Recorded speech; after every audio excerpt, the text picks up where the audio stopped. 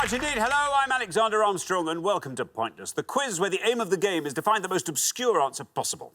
Let's meet today's players. And couple number one. I'm Rob, this is my wife Alex, and we're from Barry. Couple number two. Hi, I'm Lee, this is my wife Abby, and we're from South London. Couple number three. Hi, I'm Gary, this is my wife Kathy, and we're from St Ives in Cambridgeshire. And finally, couple number four. Hi, I'm Patrick and I'm from Liverpool, and this is my friend Sanj from Derby. And these are today's contestants. Thanks very much, all of you. A very warm welcome to Pointless. Lovely to have you with us. So that just leaves one more person for me to introduce. Sitting to my left at his very own specification station, it's my Pointless friend, it's Richard. Hiya. Hey, everybody. Hiya. Of course, on TV, it looks like I'm sitting to your right. Well, this is true. When people are looking at it. That's so selfish of me. Just for me, the one person. Yeah. And When the millions- everybody else, yeah. all the countless millions. I know, where I'm sitting to your Countless right. millions, yeah, I know. And Yeah. also, this is not a specification station, it's a piece of MDF. It's a specification piece of MDF, though. Well, I don't know what the specification was, if it is. Low. Yeah, low spec. A low spec. Yeah. Done by Lawrence Llewellyn Bowen. I know. Now, question one today is, Yeah. I just had a quick look at it and I couldn't make any sense of it at all. But I've had a second look at it and now I can make sense of it. So it might be confusing at first, but I promise it's not confusing. It's a bit confusing. I think it's fine. OK, it's going to be fine. I think it's fine. It's going to be fine. If I were on podium one right now, I'd be so excited. Thank you very much indeed. Ooh, Colin and Scott didn't win the jackpot last time, which means we're adding another £1,000 to it. So that jackpot is starting off at a beefy £4,000. There it is, look at that. Right, if everyone's ready, let's play Pointless.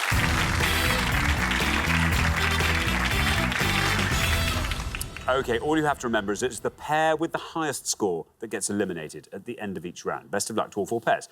Our first category this afternoon is foreign languages. It's all looking good. Can you all decide in your pairs who's going to go first, who's going to go second? And whoever's going first, please step up to the podium. OK, and the question concerns false friends in other languages. Richard. Do you know what that means? No. So a false friend, any language teacher will tell you, a false friend is a word in a foreign language that's spelt the same as an English word. So you think, oh, I know what that is, but it's a different word. Do you see what I mean? I do. And on this board, we're going to show you 7 definitions of words. One will be the English, one will be the foreign one. They're the same word, but they mean different things. But what are those words? OK, so here's our first board of false friends, and it looks like this.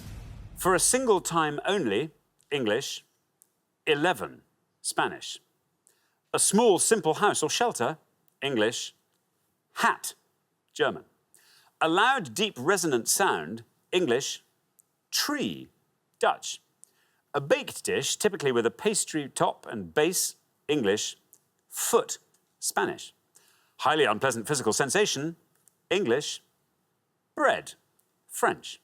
An extensive area of land in the country, usually with a large house, English, summer, Italian.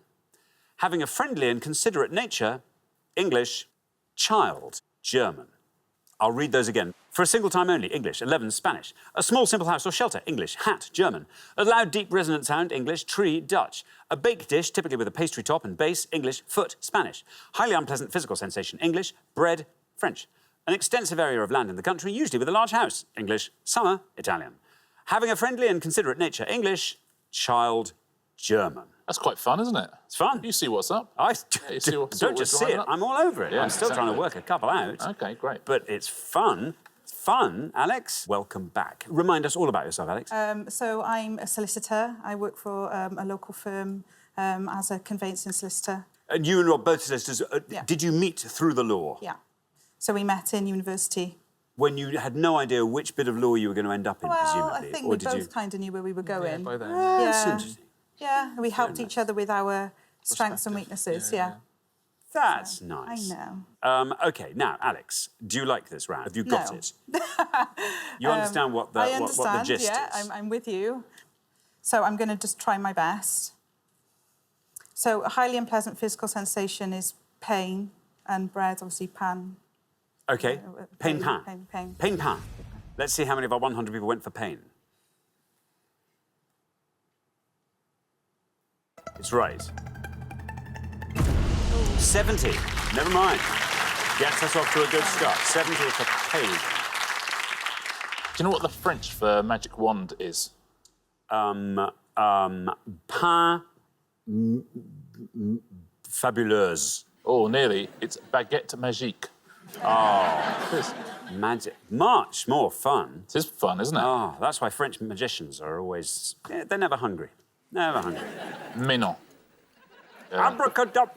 Sorry. They never get through their spells.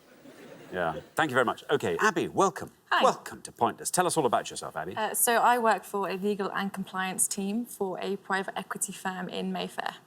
OK, well, that sounds like a fun place to Yeah. work. I don't know. It probably is. I imagine it's incredibly hard work, but nice of all the spaces on the Monopoly board, I Yeah. should think. It's a nice And what are your interests, Abby? At the moment, I'm learning to crochet, so I'm teaching myself. Now, what do you need to crochet? I know So- what the finished product looks like, but what's the kit? Just some yarn and a hook is really all you need. So. A hook and you just do... Yeah, and you can just use your fingers and hold the quite- tension and yeah. And it's just very relaxing. I Yeah, should I'm think. making a blanket at the moment, yeah. What, if you weren't making a blanket, what else can you crochet? I really like to try and make like a beanie hat, but it's out of my scope so far. It's OK, too hard. so far. Yeah. OK, well, good luck with Thank that. you. Abby, what are you going to go for on our board here? I'm going to go for the bottom one and go kind. Kind and kint. Yeah. Let's see how many of our 100 people said kind. It's right. Well, 70 is the only score we have so far, and you whiz past that. Oh, look at that, down to 33. Very well done indeed, Abby.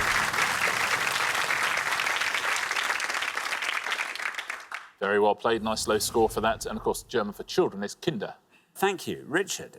So, Gary, we come to you. Gary, remind us all about yourself. So I work for Addenbrooke's Hospital in Cambridge, and I teach people how to use the electronic record system that we have there. How long does it take to teach? It depends on who needs to be trained. I generally train doctors, Yes. and that's a 4-hour course with me, I usually see. on a Monday morning. Oh, they That's the start must to my love week. that, though. No, it's nice. Start the Monday morning with Gary. Yes. Instead of having to get into their consulting rooms or whatever it is, you know. And if they haven't picked it up after 4 hours... They have to sit with me for another 4 hours. OK. Or I can sometimes go and spend some time with them. I bet Okay. doctors take longer than pretty much everybody else to learn, right? I bet.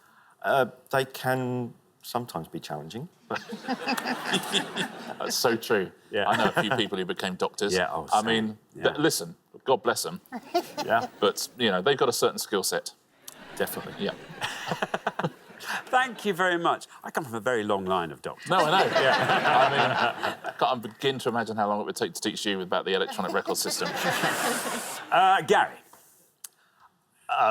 Not one of my better subjects, this. So I'm going to hopefully go safe with the middle one. A baked dish, typically with a pastry top and base or foot, and goes for pie. Pie, surely. Pie. How many of our 100 people said pie? Pie's right. 70 is the high score till now. There it is, 73. Yeah, better safe than sorry. Pie in English, PA Yeah. in Spanish. Splendid. See. Thank you very much indeed. Sanj, welcome to Pointless. Hello. Lovely to have you here, Sanj. very Tell us much. all about yourself. I'm a contracts manager working for a bank in Reading. Contracts manager, so within the bank. Within the structure. bank, yes. Yes, I see. OK, and what are your interests, Sanj? I like football, I like to travel. I like to go and see a football match in Brazil, so kind of putting them two passions together, so... Very good. Now, Sanj, Yes. this board is all yours. Do you fancy talking us through it? No. So I did French in school. Unfortunately, the French one is gone. And Spanish has been on my list to learn for quite a while. Haven't got round to it. It's not going to help in Brazil. No, it won't, no. No. So it's going to be a bit of guesswork here. So I'm going to go for the second one, a small, simple house or shelter. And it is a guess. I'm going to say hut. It's quite close to Surely. hut. Surely. Hut. Hut, hat. Hope so. Let's see how many of our 100 people said hut. It's right. 73 is the high score, 33 is the low. Well, you pass both of them, in fact. 27, there you are. Sometimes being on that fourth podium forces you to find a lower answer that you actually knew. 27. Well played, Sanj. Good risk to take. Hoot is how they pronounce it. You could have a crocheted beanie hoot if you were in Germany. Fun to work out some of these. You can work most of them out from the English, really. For a single time only. I'm going to say once. Once and once. Once, as in Or Beyonce. Yeah. Beyonce. Yeah, B11. B11. Which is, I think, goes from Bideford to Barnstable, the B11. 71 points for once and once. A loud, deep, resonant sound. Boom. Boom, absolutely. Oh, that is tree in Dutch. 15 points for that. And this, I didn't know this was the Italian for summer. No, if it's a state, is it? Estate, It is absolutely estate. right. Estate, or estate in Italian. That would have scored you 40 points. All these false friends. But it's good, it's interesting, isn't it? It is good, yeah. And there's going to be another 7 of them. I know. Yeah. Fun. Fun. We're halfway through the round. Let's have a quick look at those scores. Well, 27. Very well done, Sanj. Best score of the pass. Then we come up to 33, Abby and Lee. 70, Alex and Rob. And then 73, Gary and Kathy. So, Kathy, I mean, you're not way ahead, but a nice low score from you in the next pass could make all the difference. So, good luck with that. We're going to come back down the line now. Will the second players please step up to the podium? We're going to put 7 more definitions up on the board, and here they are. We have got a hard, brittle substance, typically transparent or translucent, English. Ice cream, Swedish. A dark purplish pink or brownish purple colour, English. Flea, French. A device for taking photographs, English. Room, Italian. Chief in size or importance, English. Hand, French. A mythical monster like a giant reptile, typically fire-breathing, English. Tarragon, Swedish. Convenient to use, English. Mobile phone, German. Bitterly regret, English. Street, French. I'm going to read those again, twice the speed. A hard, brittle substance, typically transparent or translucent, English. Ice cream, Swedish. A dark purplish pink or brownish purple colour, English. Flea, French. A device for taking photographs, English. Room, Italian. Chief in size or importance, English. Hand, French. A mythical monster like a giant reptile, typically fire-breathing, English. Tarragon, Swedish. Convenient to use, English. Mobile phone, German. Bitterly regret, English. Street, French. Patrick, welcome to Pointless. Tell us all about yourself. So I am from Liverpool originally, and I am now a civil engineer in Westminster. How long have you been Westminster-based? So about a year. Before then I was in Reading, but I've been drafted into the Westminster team to do public realm design. Is that fun, public realm design? Well, yeah. I'm in amongst the sites every day in the streets of Westminster. That's nice, so isn't it? Nice enough. I'm mostly looking at the floor, but... What are you designing within the public realm? So the highways, drainage, paving, all the interesting stuff. That is interesting. I mean, because you suddenly get new pavements which have, interestingly, metal little bobbles on them. Those are fun. For the crossing points. And then suddenly they go, and then something else comes in. How often is there a change of heart in terms of the appearance of pavements? More frequently than I'd like. Yeah. But I'm working on it. Okay, We're getting there. Listen, there we are. Patrick, you're on 27. 45 or less, even at this early stage, gets you into the next round. OK, What are so you gonna go looking at for? the board, French was my subject at school, so I think I'm going to go for the bottom one, and I'm going to say roux. You're going to say roux for the bottom one. Here is your red line. Can you get below that with roux? How many of our 100 people said roux? It's right. Down that goes to 61. I think you've done enough there. Taking your total up to 88. Very well done. Well played, Patrick. Yeah, roux is usually a street lined with buildings. Oui. Oui. C'est ça. C'est vrai. Allons-y. Allons. Kathy. Hi. Welcome back. Great to have you with us again. Thank you. Tell us more about yourself. So I'm a children's rheumatology nurse specialist in Cambridge. Yes. And I look after children with mainly arthritis, but other conditions. And back at home, do you have interesting hobbies? Do you No. have... Yes, you surely must. So we like going to the cinema. I like reading. We cycle. That's about it. That's fine. That's fine. Listen, Kathy, that's good. You're on 73. 14 or less gets you to the next round. So there's a couple. There's a risky one or there's a not risky one. I'm going to take the risky one, and I'm going to do convenient to use, the mobile phone, and say handy. OK. Handy. Oh. Handy. No, I'm just trying to hear that in German. Handy. Handy. Handy. Handy. Handy. There's only one way to find out. There's your red line. Sorry. Handy. It's right. Oh, look at that. 26. Very well done indeed. Lowest score of the round, in fact, there, Kathy. Well done. That's very well worked out, Kathy. Good risks to take as well. Once you see the English translation, you think, well, maybe, 'cause it's held in the hand, and it's exactly right, handy. Yeah. Their walkie-talkie in German is a handy-talkie. That rhymes. Yeah. Yeah. Sweet, isn't it? Nice. I don't know. Yeah, thank you. Now then, Lee, welcome. Hi. Welcome. Tell us all about yourself, Lee. Yeah, I'm husband of Abby mainly. But yeah, no, I'm a freelance writer and I look after our 3-year-old Yorkshire Terrier. So what sort of writing are you doing? So article writing and some cookery writing as well. Oh, no, that's fun. Is that because you have a love of cooking, or are you I was writing a on chef behalf? in a previous life, in a previous occupation. Very good. Now, Lee, you are currently on 33, so 65 or less gets you into the next round. Yeah. What are you going to go for?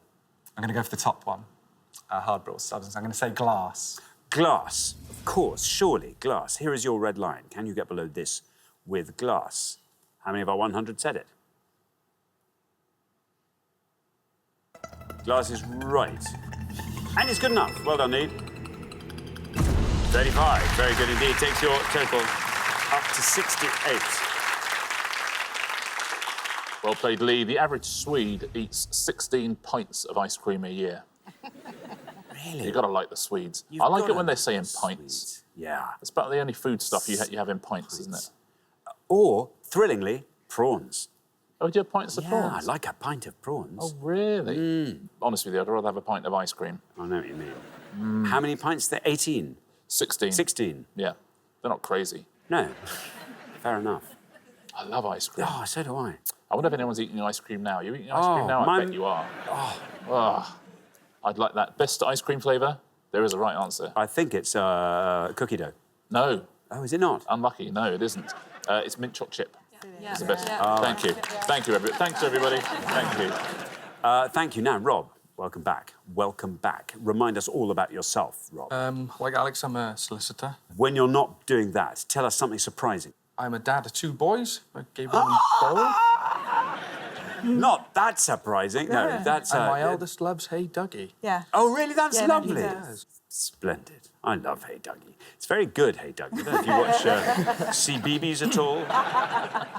Rob, what are you going to go for? You have to score 28 or less. This is not my best. And also, for fun, you can fill in the board. Yeah, fun. Okay.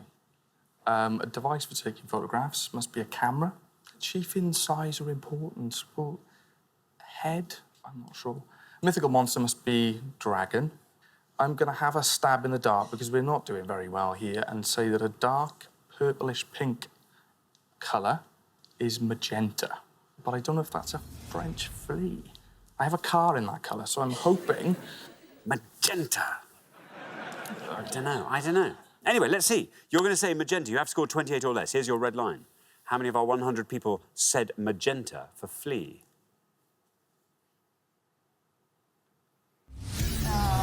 Sorry. It's all right. I am sorry, not magenta. But well done you. You knew you had to take a risk there. That's Yeah. exactly the way to play it. It scores you 100 points, I'm afraid. It takes your total up to 170. Yeah, your instinct was right, Rob. It's the only one that would have seen you through that one, so you had to give it a go. Not magenta, though. It's a tough one, this. You know that colour? It's a colour you hear of, but you don't often... It's not maroon. No. No. So I tell you? Burgundy. That's a place in France. Puce. Oh, puce. Puce. 12 points would have seen you through. You're quite right. It's camera, camera, for a room in Italian. Same thing. 79 for that. Chief in size and importance? Main. Main or man. Man. Absolutely. Manicure, all that kind of stuff. 33 for that. And you're quite right. It is dragon, or dragoon is tarragon in Swedish. 76 points for that. Doesn't dragon sound good in a Barry accent? That's great. Dragon. Yeah. Thank you very much, Richard. Well, we find ourselves at the end of our first round, which means we have to say goodbye to one of our pairs. But the terrible news is this. Rob and Alex, our head-to-head couple, golden couple, last show. I'm afraid it's you we have to say goodbye. Thank you so much for playing. It's been lovely having you with us. I'm sorry you didn't get further at this show. Rob and Alex, everyone. Thank you. But for the remaining 3 pairs, it's now time for round 2.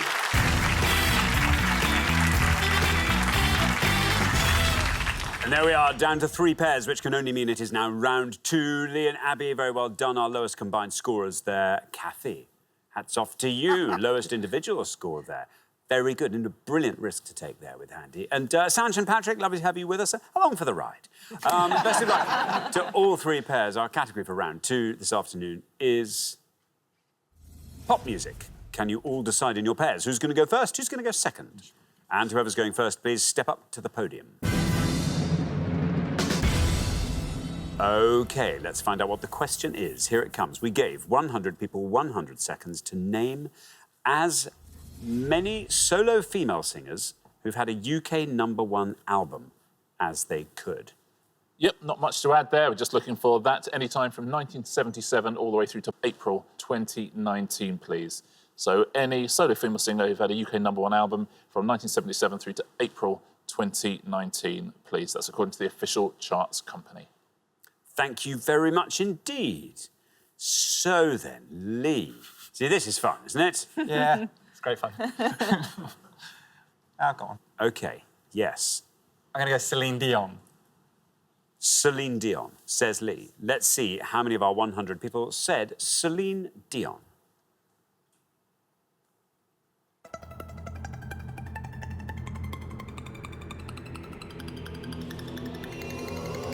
Down it goes, 7. Very well done indeed. Celine Dion, 7. Yeah, she's had 5 UK #1 albums, Celine Dion. Wow. Wow. And she's only scoring 7. There's got to be some nice pointless answers in there. There are indeed. Like the one I've got. Oh, really? I think so. I look forward to that. Well, we'll see. Kathy. Hi. Kathy, what are you thinking of? I mean, sorry, no, in relation to this. I'm trying to work out whether to go modern or old, but I think I'm going. When I say old, I mean the 80s. I think I'm going to go for Pink. Pink, Yeah. says Kathy. OK, let's see how many of our 100 people said Pink. Pink is right.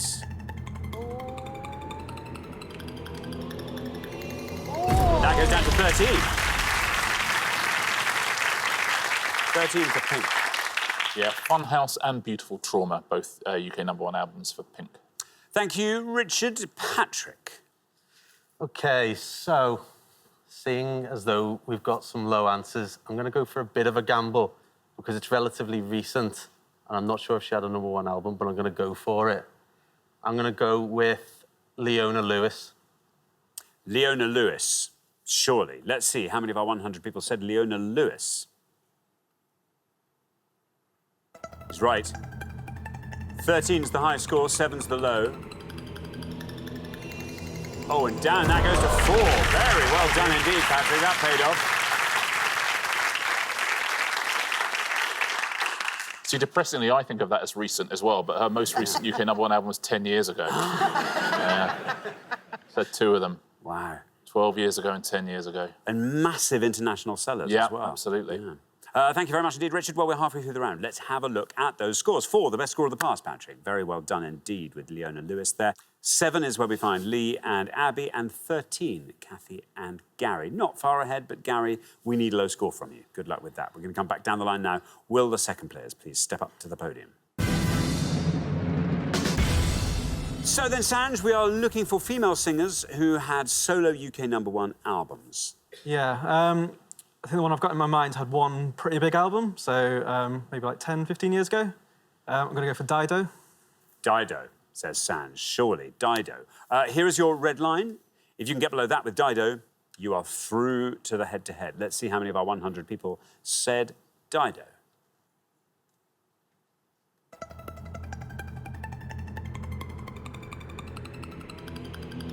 Oh, it's a good answer, Sanj, and it's good enough. Look at that, 5 takes you to 9.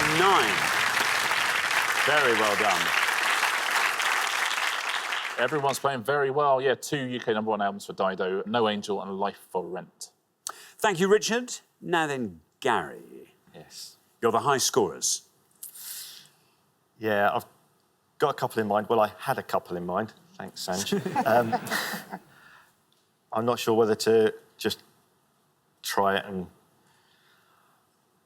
Kim Wilde. Kim Wilde. Oh, that's good. If that's right, and it really should be. Kim Wilde. Let's find out. No red line, you're the high scorers, but how many of our 100 people said Kim Wilde? Oh, no! Oh, bad luck, Gary. I'm so sorry. That was a really good answer, though. If it had been right, it would have been pointless, I'm quite sure. I'm afraid it scored you 100 points. Takes your total up to 113. Yeah, incorrect, I'm afraid, but her first album was the first album I ever bought, so that's something. So I'd like to be reminded of it. Thank you very much indeed. Now then, Abby. Good news is you're through to the next round. Great. OK. So I'm going to go with one of my dad's favourite, otherwise he'll be annoyed, and that's Kate Bush. Kate Bush, says Abby. OK, let's see how many of our 100 people said it. No red line for you. You're already through. It's right. 12.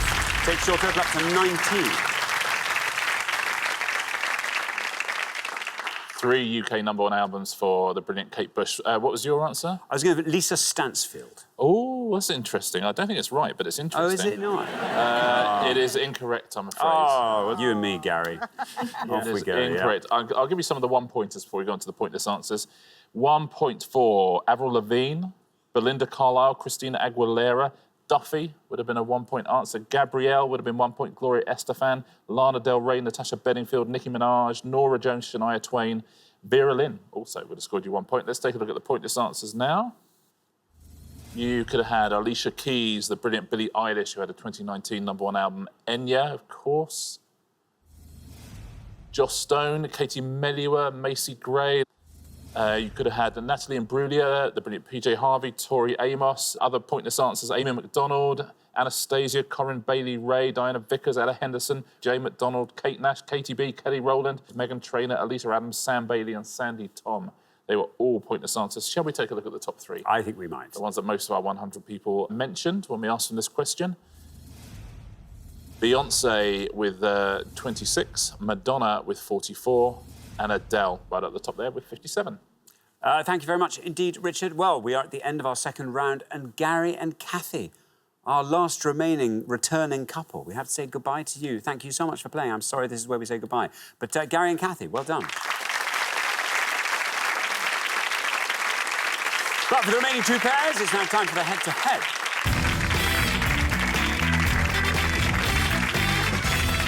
Congratulations, Lee and Abby, Sanj and Patrick. You are now 1 step closer to the final and a chance to play for our jackpot, which currently stands at £4,000. So it's the head-to-head. You can play as a pair. First pair to win 2 questions will be playing for that jackpot. Well, what about that? Yeah, how about it? How about it? Both of our returning pairs knocked out. Gone. It's a shame, isn't it?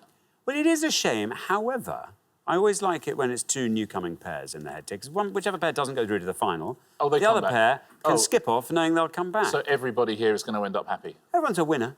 That's lovely, isn't it? OK, right, best of luck to both pairs. Let's play the head-to-head.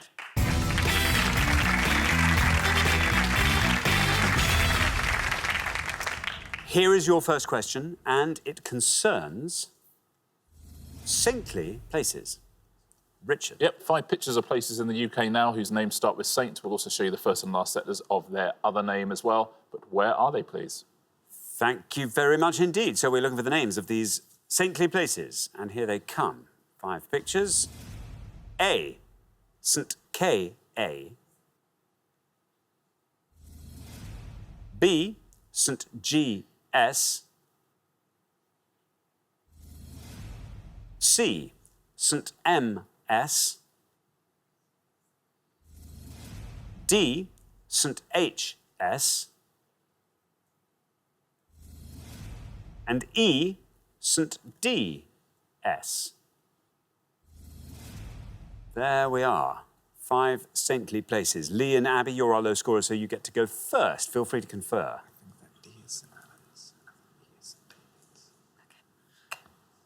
OK. Yeah, we'll go with E, St David's. E, St David's, say Lee and Abby. So, Sanj and Patrick, do you fancy talking us through all the other places? Come on, Patrick. I think I know a couple. St Kilda. A, sorry, is St Kilda. C must be St Mark's, that's a guess. St Mark's, somewhere on the south coast. And I think D is somewhere that's quite close to home for me, and that's St Helens. So I think if you're confident on A, I would go for A. Well, I was confident D. D would be safer, but I think... I'll go for A. Can we go for St Kilda, please? A. St Kilda, A. St Kilda. So we have St David's and we have St Kilda. Lee and Abby went for St David's. Let's see if that is right for E. It is St David's. Down to 6 to 7, St David's. Sanj and Patrick, meanwhile, have gone for A, St Kilda. Let's see if that's right. Let's see how many people said St Kilda. It is St Kilda. And it wins you the point. Very well done indeed. 34 for St Kilda. Good tactics there. And it means Sanj and Patrick, after one question, you're up 1-0. Yeah, and you weren't quite sure whether to go for that or St Helens. It is St Helens, and that would have scored you 69 points. So it's very, very smart to take the risk with St Kilda. C, you were thinking it might be St Mark's, but it is not. It looks like it is. St Mawes. St Mawes in Cornwall, yeah. That would have scored you 16 points. Now, the best answer on the board is B. Now, that looks, to all intents and purposes, like St George's. Yeah. But it isn't. No. Which is why it's such a low score. Again, this is in Cornwall. It's St Germans. Very well played. If you said that, would have scored you 2 points. And that viaduct is over the River Tiddy. Oh, the River Tiddy? Yeah. I didn't know it was so big.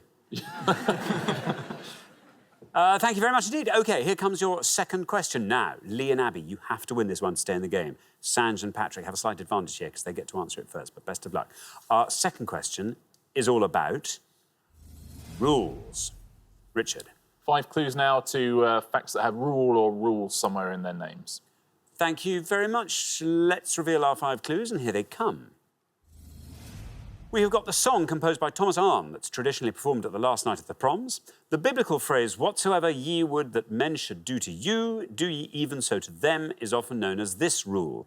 The rules that were introduced in 1867 to govern boxing in Britain, a mathematical instrument marked with logarithmic scales that was used to make complex calculations, and Michael Caine won his second Academy Award for his role in this 1999 film. I'll read those all again. The song composed by Thomas Arne that's traditionally performed at the last night of the proms. The biblical phrase, whatsoever ye would that men should do to you, do ye even so to them, is often known as this rule. The rules that were introduced in 1867 to govern boxing in Britain, a mathematical instrument marked with logarithmic scales that was used to make complex calculations, and Michael Caine won his second Academy Award for his role in this 1999 film. Sanj and Patrick, over to you. OK, we're going to go for the top answer, and we're going to go Rule Britannia. Rule Britannia, say Sanj and Patrick. Now then, Lee and Abby. Do you want to talk us through the rest of the board? Some of them. The rules that govern boxing and the Marquess of Queensberry rules. Michael Caine, I think that was cider house rules. And the biblical phrases, I think it's the golden rule. But boxing? Yeah, Marquess of Queensberry rules for boxing. Marquess of Queensberry rules. So we have Rule Britannia and Marquess of Queensberry rules. Sanj and Patrick have gone for Rule Britannia for the Thomas Arne song. Let's see if that's right. Let's see how many of our 100 people said Rule Britannia. It's right. And that takes us down to 29, Rule Britannia.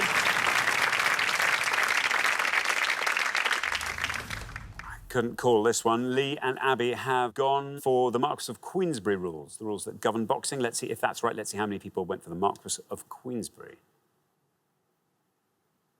That's right. 29 is what you've got to beat. It's going to be very close, this one. Oh, 33, bad luck. Good answer, 2 good answers.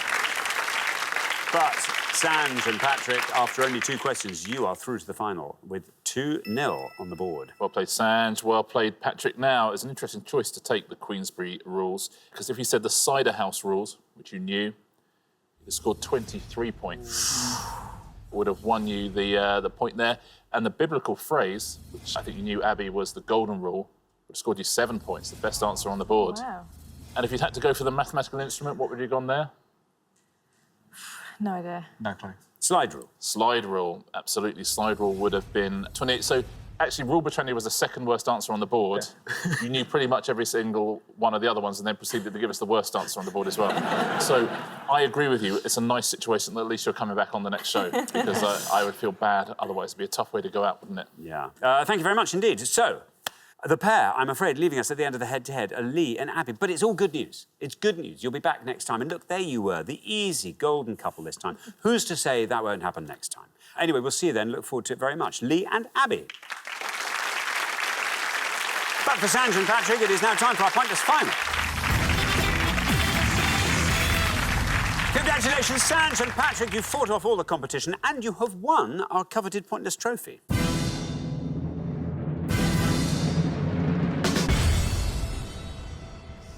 You now have a chance to win our Pointless jackpot. And at the end of today's show, the jackpot is standing, in case you'd forgotten, at £4,000. Now, this is the best jackpot we've had for a while, I can tell you. What's going to help you win it? What do you want to see come up? I think we're both into our sport, especially football, also geography. Hopefully not art, not my strong point. OK, well, very, very best of luck. 4 things will appear on the board. Let's hope one of them sings to you. Today's selection looks like this. European battles, sporting tigers, 21st century films, and contemporary thriller writers. What do you think? I don't think the European battles or the thriller writers. It's between the middle, so isn't it? I'll let you pick. 21st century films, please. 21st century films it is. OK, we're looking for the cast of any of the following 3 films, please, according to IMDb. So anyone credited with appearing in 2012, Blade Runner 2049, or 2001 A Space Odyssey. So any cast members, please, of 2012, Blade Runner 2049, or 2001 A Space Odyssey. Very best of luck, gents. Thanks very much. Now, as always, you've got up to 1 minute to come up with 3 answers, and all you need to win that jackpot is for just one of your answers to be pointless. Are you ready? Okay. Yes. OK, let's put 60 seconds up on the clock. There they are. Your time starts now. Okay, so the only one I've seen is 2001 A Space Odyssey. I've seen 2012. I know it's got Jake Gyllenhaal in, but he'd be obvious. What about Blade Runner? Harrison Ford's in the original. He came back, didn't he, for the... Harrison Ford in it again, and so is Ryan Gosling. Ryan Gosling. But they're going to be obvious as well. 2001 A Space Odyssey. I'm trying to picture it. It's a Stanley Kubrick film. I've seen it. In fact, I think there's only like one guy in it. Right, we're going to have to come up with some. 2012. Jake Gyllenhaal. Who's the guy in... Do you watch Hustle, the TV series? No. Oh, there's a guy who's in that. Oh, right, we're going to have to come up with some. Harrison Ford's so obvious. Jake Gyllenhaal. Just trying to think of some actors that might have been in it. Let's go for Shia LaBeouf. He's not in it. 10 seconds left. We're to have to name some random people. Okay. Harrison Ford, it's so obvious, but we're just Jake going to have to go for Gyllenhaal's in it. it. OK, I'm so sorry. That is your time up. Let's have your 3 answers, and if you could say which film in each case. What are you going to go for? Okay, so I think we've had a bit of a nightmare in this round, but we're going to go for it anyway. We are pretty sure that Jake Gyllenhaal's in 2012 or 2012. Jake Gyllenhaal. We think that Harrison Ford came back for Blade Runner. Harrison Ford. Should I go for a guess? We'll Go for a guess. Sometimes Maggie Gyllenhaal's in with her brother. Yeah, go for Maggie Gyllenhaal for 2012. OK, Maggie Gyllenhaal. Of those 3, which is your best shot at a pointless answer, do you think? Probably Maggie Gyllenhaal, to be OK, honest. Maggie Gyllenhaal got last. Least likely to be pointless? Harrison Ford. Harrison Ford. OK, well, let's put those answers up on the board in that order then, and here they are. We've got Harrison Ford, we've got Jake Gyllenhaal, and we've got Maggie Gyllenhaal. Well, very best of luck. 3 answers on the board there. Who knows? One of those might win you that jackpot. £4,000, quite a nice jackpot to be taking home. What would you like to do with that, Sanj? So for me, I've got a big birthday coming up next year, 10:30. I'd quite like to continue my travelling. So I went to South America last year. I'd like to go and do more of it. Very good indeed. Patrick? And along the same lines, I'm really into my sports, and I've always wanted to go to New Zealand because rugby and skiing in particular. So maybe I can put something towards that. Very good indeed. OK, well, best of luck. Let's hope one of these answers might win you that jackpot. Your first answer was Harrison Ford. I'm going to say right now, I bet this isn't pointless, but who knows? Who knows? This is the one you thought was probably least likely to be pointless. We were looking for cast members of Blade Runner 2049. If Harrison Ford is pointless, you leave here with £4,000. How many people said it?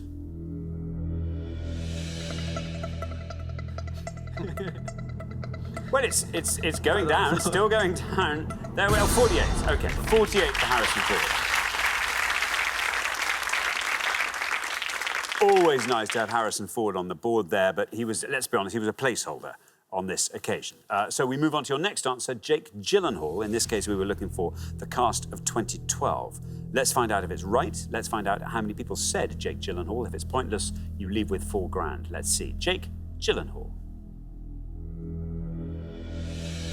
Oh, no, bad luck. No. I'm afraid Jake Gyllenhaal has let you down. I'm thinking of The Day After Tomorrow. Well, he's not in 2012. OK, an incorrect answer. Let's move on to your third and final answer, because you said, you said quite often movies that Jake Gyllenhaal, Maggie Gyllenhaal, is also in as well. But quite often, therefore, she quite often isn't in films with his. So it's looking quite good. It's good logic.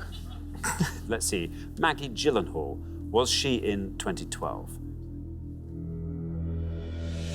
No, bad luck. Bad luck. Well, that was a really tough category for you. You didn't manage to find that all-important pointless answer. So I'm afraid you don't win the jackpot, but you've played so well. I mean, you really have. 1 appearance on the show, 2-0 in the head-to-head. Can't argue with that. And you get to take home a lovely trophy each. So very well done, Richard. And you're quite right. The Day After Tomorrow, Jake Gyllenhaal is in. They're virtually identical films, in my memory anyway. So I see why you got mixed up. Shall we take a look at some pointless answers? We will start with 2012 or 2012, whatever you want to call it. Beatrice Rosen, Chetel Ejiofor is a pointless answer. People at home might have got that. Also, George Segal, Liam James, a pointless answer there. The biggest scorers, John Cusack, Amanda Peet, Morgan Lilly, Tandy Newton and Woody Harrelson. They were the big scorers there. On to Blade Runner. Anna de Armas, Carla Jury, the brilliant Mackenzie Davis is a pointless answer there, as is Sean Young. The biggest scorers there, Harrison Ford, obviously Ryan Gosling as well, and Jared Leto. They were the big scorers in that film. And the cast of 2001: A Space Odyssey. Very well done if you got pointless answers on this category. Heather Downham, Robert Beatty, Sean Sullivan, William Sylvester, Gary Lockwood was the big scorer there as well. Would have got you 9. Leonard Rossiter would have scored you 7 points on that one as well. But very well done if you got a pointless answer at home. Thanks very much, Richard. And thanks so much, Sanj and Patrick. It's been great having you on the show. I'm sorry you didn't win our jackpot. That'll therefore roll over onto the next show, when we will be playing for £5,000. Join us then to see if someone can win it. Meanwhile, it's goodbye from Richard. Goodbye. And it's goodbye from me. Goodbye.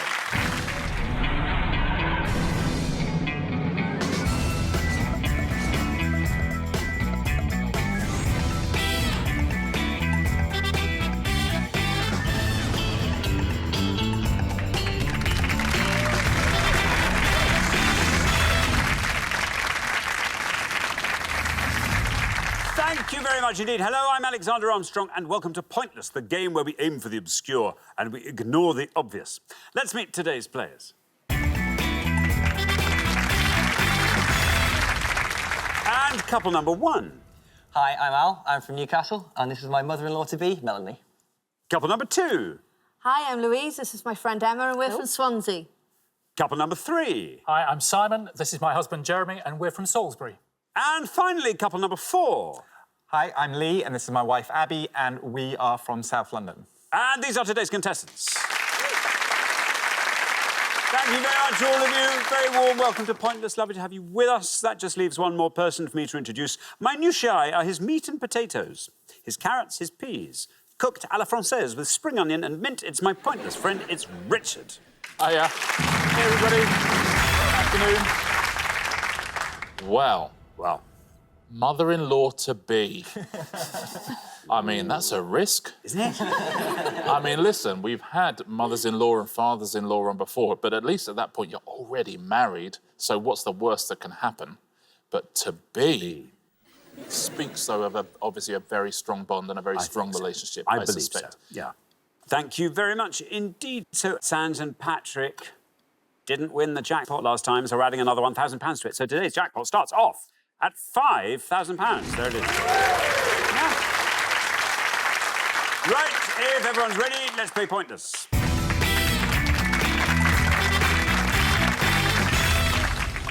All you have to remember is this. The pair with the highest score at the end of each round gets eliminated, so keep your scores nice and low. Very best of luck to all 4 pairs. Our first category today is history by month. Can you all decide in your pairs? Who's going to go first, who's going to go second?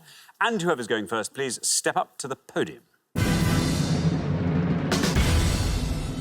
OK, and the question concerns historical events that happened in April. Richard. I mean, that seems a bit random to me, but listen, this is what we're doing. 7 questions on each board to things in history that happened in the month of April. Why April? I don't know. Well, let's see how much people know about it. OK, so we are looking for the answers to these clues. They all happened in April. Here is our first board of 7. Fletcher Christian led a mutiny on this ship, April 1789. This US president was assassinated by John Wilkes Booth, April 1865. The first modern Olympic Games were held in this city, April 1896. This country received the George Cross for bravery, April 1942. This Soviet cosmonaut became the first man to travel into space, April 1961. This horse made history by winning the Grand National for the 3rd time, April 1977. And Joseph Ratzinger was elected as new pope, taking this name and regnal number, April 2005. I'll read those clues again. Fletcher Christian led a mutiny on this ship. The US president was assassinated by John Wilkes Booth. The first modern Olympic Games were held in this city. This country received the George Cross for bravery. This Soviet cosmonaut became the first man to travel into space. This horse made history by winning the Grand National for the 3rd time. Joseph Ratzinger was elected as new pope, taking this name and regnal number. There we are. Al, welcome. Welcome. Lovely to have you here. Tell us all about yourself. I'm currently studying for a PhD in physics. I'm actually at Durham at the moment, so I've just started that. Which college, Durham? I'm in Eustonhoff Postgraduate College. So. Eustonhoff? Eustonhoff, yes. What bit of physics are you doing? What's your realm? It's thermally activated delayed fluorescence. Enough! Already so far above my head. What are your interests, Al? I like going to gigs, sort of started collecting records in the past few years. Excellent. Good stuff. How are you liking our April events? I'm confident on a few of them. A few more would be a guess. So I guess we're going first. I'll probably just play it a bit safer. So yeah, my answer is going to be the country that received the George Cross for bravery was Malta. Malta, says Al. Let's see if Malta is right. Did Malta receive the George Cross? It's right.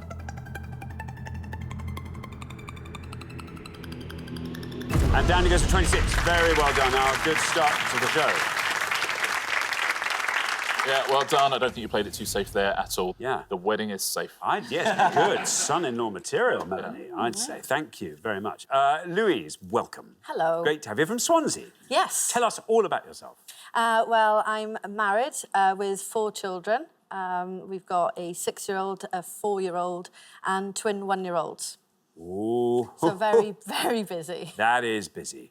Yes. Do they look after each other a little bit? I would imagine twins would be a slightly easier prospect, putting to bed, for example. It's a cross between loving each other and multiple pylon, to be honest, most of the time, fighting. And, yeah. So, it's good. Yeah, it's good. What are your interests, Louise? Well, I'm a massive geek. I love Doctor Who and anything to do with Marvel and superheroes. Yeah. Good stuff. And April. April, yeah. Some of them I kind of know, but again, I'm just going to go a little bit safe, and I'm going to go with the US president, and that's Abraham Lincoln. Abraham Lincoln assassinated by John Wilkes Booth. Let's see how many of our 100 people said that. It's right. 26, the only score we have at the moment.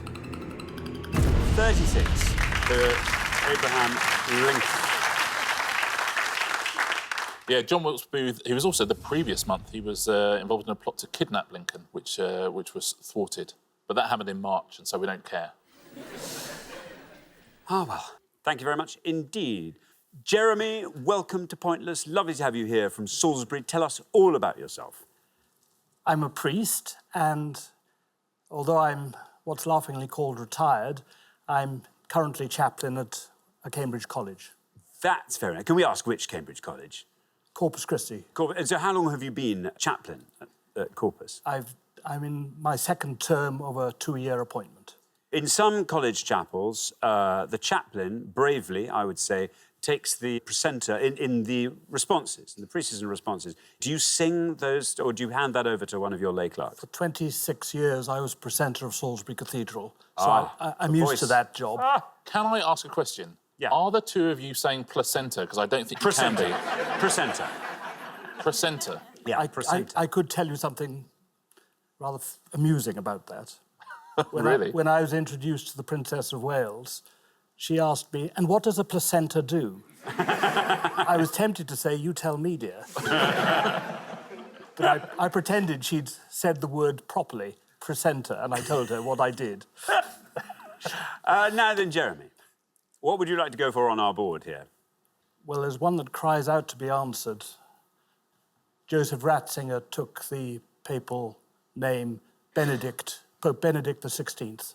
Benedict XVI says, Jeremy, let's see how many of our 100 people said that. Benedict XVI.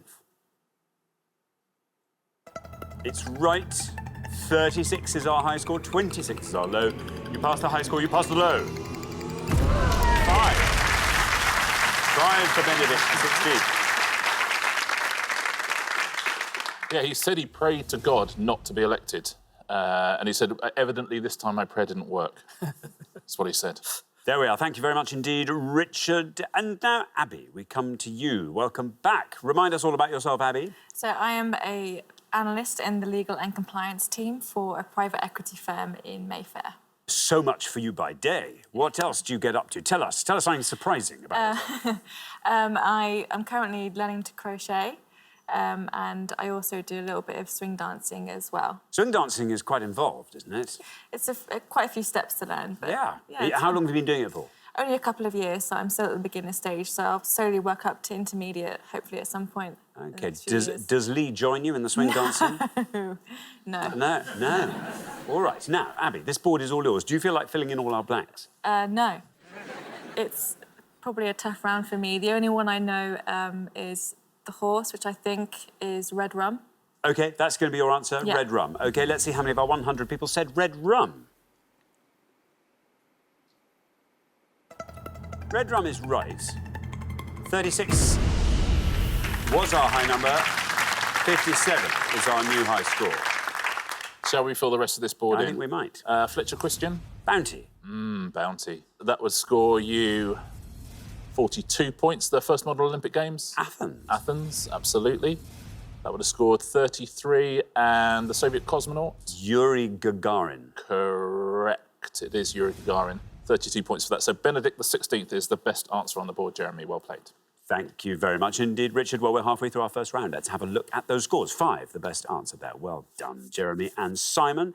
Then 26, where we find Al and Melanie. 36 is where we find Louise and Emma. And then up to 57, Lee and Abby, our golden couple from the last show, currently our high scorers. So, Lee, you know what you have to do to put that right. Good luck with that. We're going to come back down the line now. Will the second players please step up to the podium? OK, let's put 7 more clues to historical events that happened in April up on the board, and here they are. We have got this explorer discovered Botany Bay, landing in Australia for the first time, 1770. This man was sworn in as the first president of the United States, 1789. This ocean liner sank on its maiden voyage, 1912.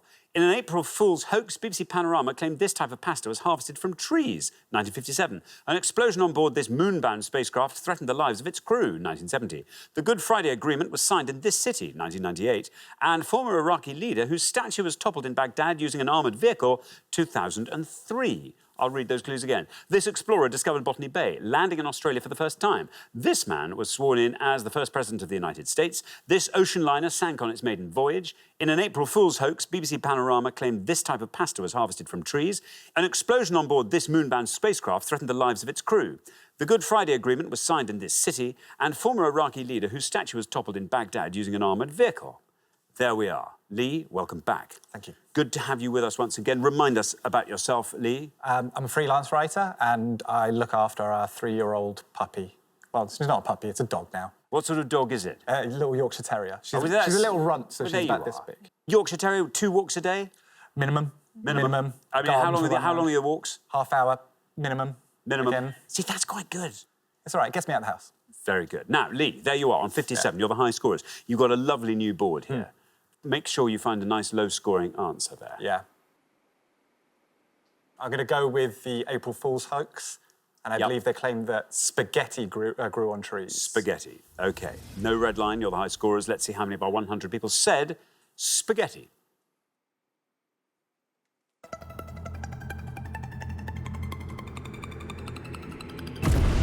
$38 for spaghetti. Takes your total up to 95.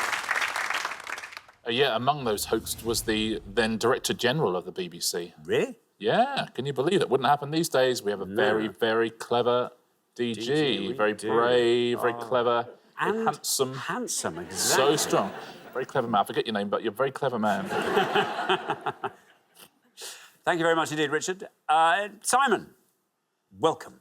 Thank you. Great to have you here. Tell us all about yourself. Well, I'm an opera singer, amongst other things. I'm a sort of general dog's body as a musician. I conduct, I compose, I teach singing as well. I'm a sort of jobbing chorus singer for opera companies, so I go to whichever company needs more singers to do a large production. So I sing at Welsh National Opera and English National Opera, and at the moment I'm singing at Covent Garden. You're there at the moment, are you? What are you singing? Boris Godunov. Wow, that's exciting. It's very Russian. Very Russian Lots of words. indeed. Now then, Simon, you are on 5. If you can score 89 or less, you are through to the next round. Yes, history is not my best thing. I think I'm going to have to go for the bottom one and say the Iraqi leader was Saddam Hussein. Saddam Hussein, says Simon. Here is your red line, nice and high. Get below that with Saddam Hussein. You're through to round 2. It's right, and you're through. With room to spare, 35, taking your total up to 40. Yeah, and that statue was replaced by the statue of an Iraqi family. Thank you very much indeed. So, Emma, welcome to Pointless. Hi. Good to have you here. Tell us all about yourself. I am Emma. I'm from Swansea. I work in a homeless charity based in Cardiff, but in Swansea. So I'm a senior support worker, and I've got a 19-year-old daughter. Very good indeed. And what do you like getting up to for fun? Oh, fun, weightlifting and going to the gym. Weightlifting? Yeah. Excellent. Well, 36 is your score at the moment. OK. 58 or less keeps you in the game. Right. History is not my strong point. OK. So I will go for the ocean liner sank on its maiden voyage. I'm thinking Titanic. OK, Yeah. Titanic. OK. Titanic. Yeah. Here is your red line. Get below that, you're into round 2. How many of our 100 people said Titanic? 78. 78 takes your total up to 114. Yeah, 14 years before that, an author called Morgan Robertson had written a novel called Futility, which was about a ship called the Titan, which crashed into an iceberg in the North Atlantic and sank. Spooky, isn't it? Isn't it? Yeah. Thank you very much indeed. OK, so Melanie, welcome. Tell us all about yourself. Well, I live in Cumbria on the northern edge of the Lake District in the country, and I love to walk. I have dogs, like these guys. What dogs do you have? Now we're on that vein. Right. I have one like this. Was that a Jack Russell? It is. I've got a Parson Jack Russell, so she's got Lovely. longer legs. Lovely. And a big Labrador. So I walk with them every day, but I love to do long-distance walking. So every year I do one of the national trails that's in the UK. How much do you generally walk in a day? In a day, maybe sort of 15 to 20 miles. Yeah, that's pretty good going, isn't it? Good, yeah. OK, now there you are, on 26. 87 or less keeps you in the game. OK. So... Do you want to fill in all our blanks? Why not? I think the explorers, Captain Cook, James Cook, and then George Washington, the president, maybe Apollo, one of them, and Belfast is the Good Friday Agreement. So I think I'll say Belfast. OK, Belfast, says Melanie. Here is your red line. Get below that, you're into round 2. How many people said Belfast? It's right, and through you go. 33 for Belfast takes your total up to 59. Very well done. Well played, Melanie. I'm very comfortable now with this whole situation. I think it's going to be absolutely fine. I can relax. You took us through the board very nicely. You're right that it was James Cook. Slightly better answer. James Cook would have scored you 26. You're right as well about George Washington. He would have scored you 38. And the moonbound spacecraft. Apollo 13. Apollo 13, yep. And that would have scored 19. That's best answer on the board, so well done if you said that. Thank you very much indeed, Richard. So we find ourselves at the end of the first round. We have to say goodbye to one of our pairs. I'm afraid, Emma and Louise, it is you, our high scorers. You'll be back next time, and I'm sure we'll go much further then. But meantime, thank you very much for playing, Emma and Louise. Right, for the remaining three pairs, it's now time for round two.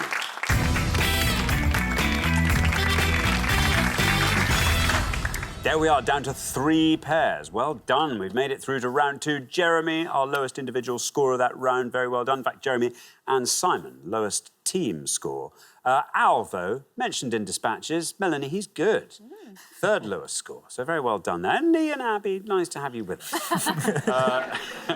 Best of luck to all three pairs. Our category for round two this afternoon is tennis. Can you all decide in your pairs who's going to go first, who's going to go second? And whoever's going first, please step up to the podium.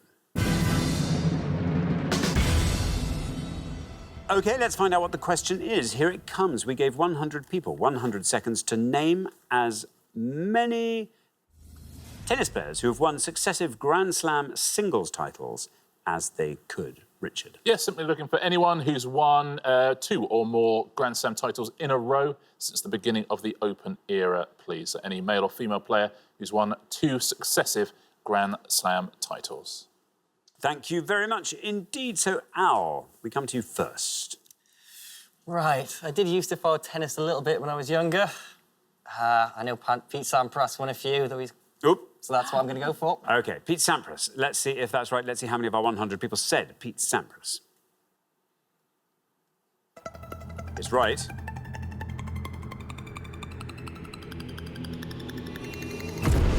Down it goes to 15. Not bad at all, Al. 15, Pete Sampras. Yeah, won Wimbledon and the US Open in 1993, Pete Sampras. Thank you very much, Richard. Simon, what are you thinking? I'm feeling anxious about it, but I'm going to say... I'm just going to say Novak Djokovic. Novak Djokovic, says Simon. Let's see how many of our 100 people said Novak Djokovic. It's right. 15 is the only score we have at the moment. 22 for Djokovic. Not bad. Yeah, he won 4 Grand Slam titles in a row, Djokovic, in 2015, 2016. Thank you, Richard. Now then, Abby. So, tennis players who've won consecutive Grand Slam singles titles. Tennis isn't my strong suit, so I'm going to go with Boris Becker. Boris Becker, says Abby. Let's see how many of our 100 said Boris Becker. It's right. 22 is our high score, 15 is our low. We're looking down to 12 for Boris Becker. Very well done. Yeah, in 1989, he won Wimbledon and the US Open. Won fewer Grand Slams than some of the people on this list, so it's a good answer. Thank you, Richard. We're halfway through our second round. Let's have a quick look at those scores. 12, well done, Abby. Best score of the past. Then up to 15, where we find Al and Melanie. Then to 22, Simon and Jeremy. So, Jeremy, yes, there's going to be a little bit of pressure on you to find a nice, low and obscure answer there. So, good luck with that. We're going to come back down the line now. Will the second players please step up to the podium? So then, Lee. Yeah. Male or female tennis players who've won successive Grand Slam singles titles? I'm going to have to say Martina Hingis. Martina Hingis, says Lee. There you are on 12. Here's your red line. Can you get below that with Martina Hingis? Let's find out. How many people said Martina Hingis? That's right. I think that's good enough. Oh, look at that. Absolutely. 4. Takes your total up to 16. Very well done indeed, Lee. Terrific answer, Lee. Well played, yes. Won Wimbledon in 1997, then went on to win the US Open and then won the Australian Open in the next year as well, so 3 in a row. Thank you very much, Richard. Now then, Jeremy. You're our high scorers.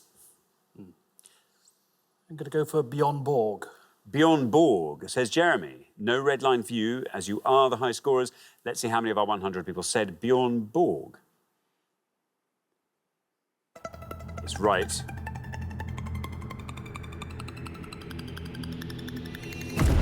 $19 for Bjorn Borg, taking your total up to 41.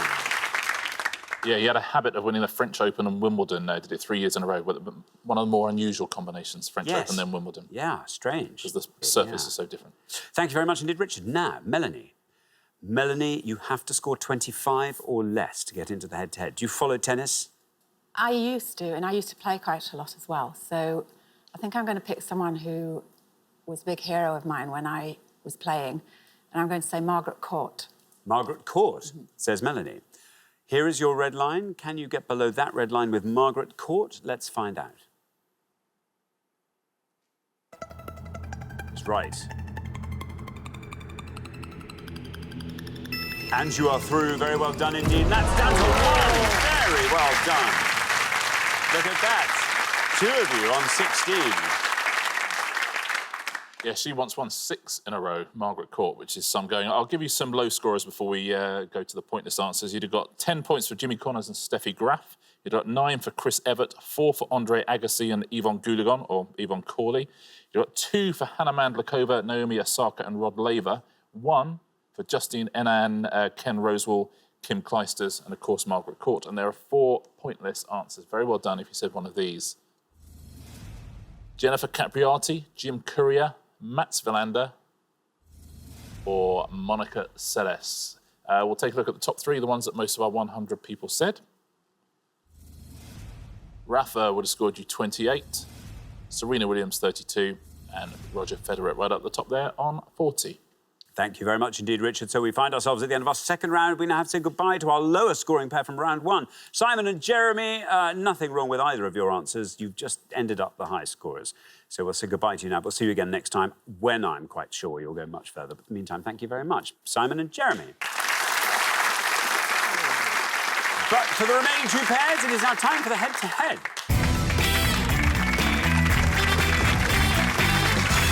Congratulations, Alan, Melanie, Lee and Abby. You are now 1 step closer to the final and a chance to play for that jackpot, which currently stands at £5,000.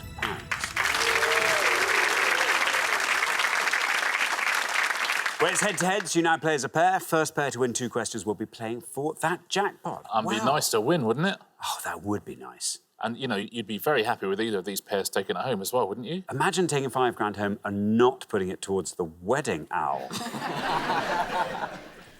OK, well, listen, best of luck to both pairs. Let's play the head-to-head.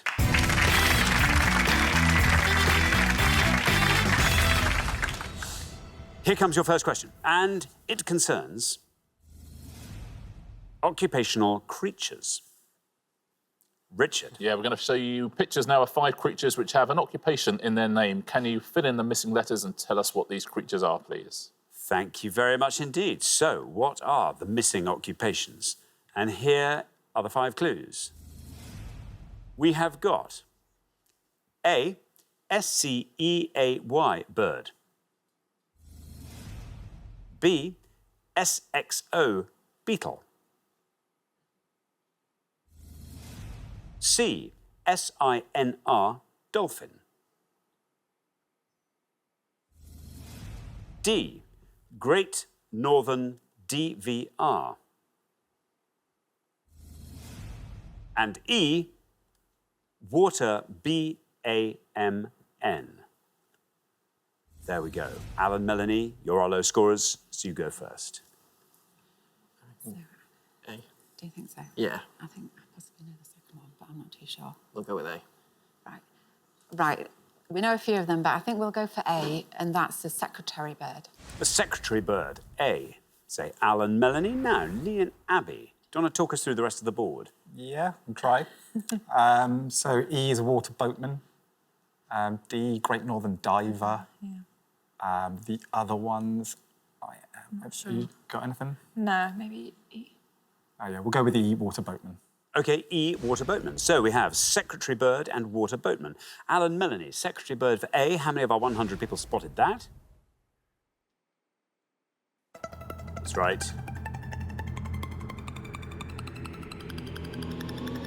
And down it goes to 23. Very well done. Lee and Abby, meanwhile, have gone for water boatman for E. Let's see how many of our 100 people said that. It's right. Well, 20 through, 41 for water boatman. Very well done. Alan, Melanie, after one question, you're up 1-0. Yeah, you needed one of the two you didn't know to win that point, I'm afraid, because Great Northern Diver would not have won you the point. It's a big scorer with 82, but these other two are lower scorers.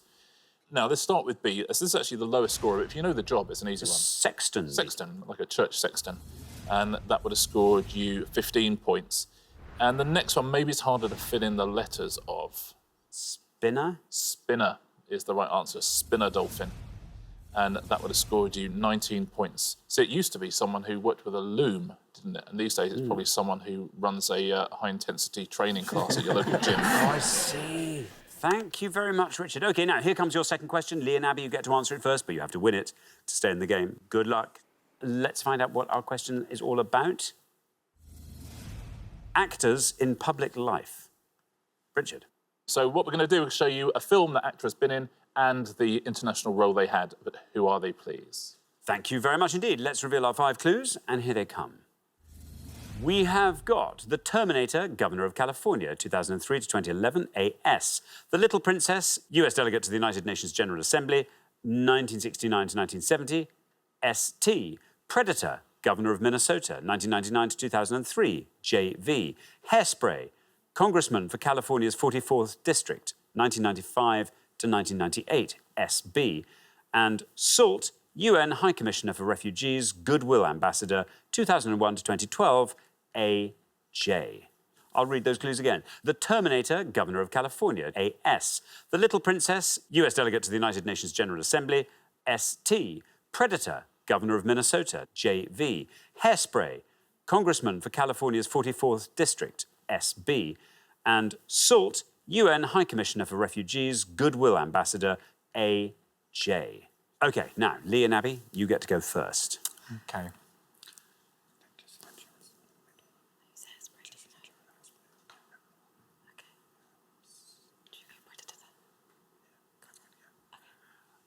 We'll go with one Predator and the Governor of Minnesota. I'm going to say that's Jesse Ventura.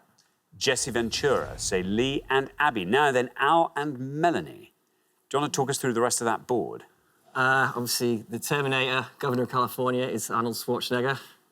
And then the next one's Shirley Temple. And then I don't know Hairspray. Do you know Hairspray? Possibly Sonny Bono, but I'm not too sure about that. SALT is Angelina Jolie. Oh, Shirley Temple. It's quite popular. It's Little Princess Shirley Temple, quite popular.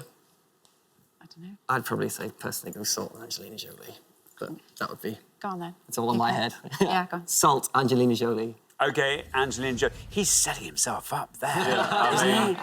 That was a high-risk strategy, to be fair, wasn't it? You had such an easy out there. I think I'd have taken it. I think so.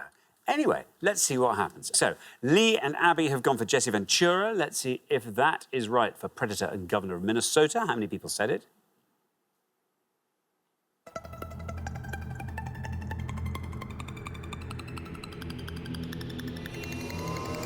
Oh, that's a good answer, down to 3.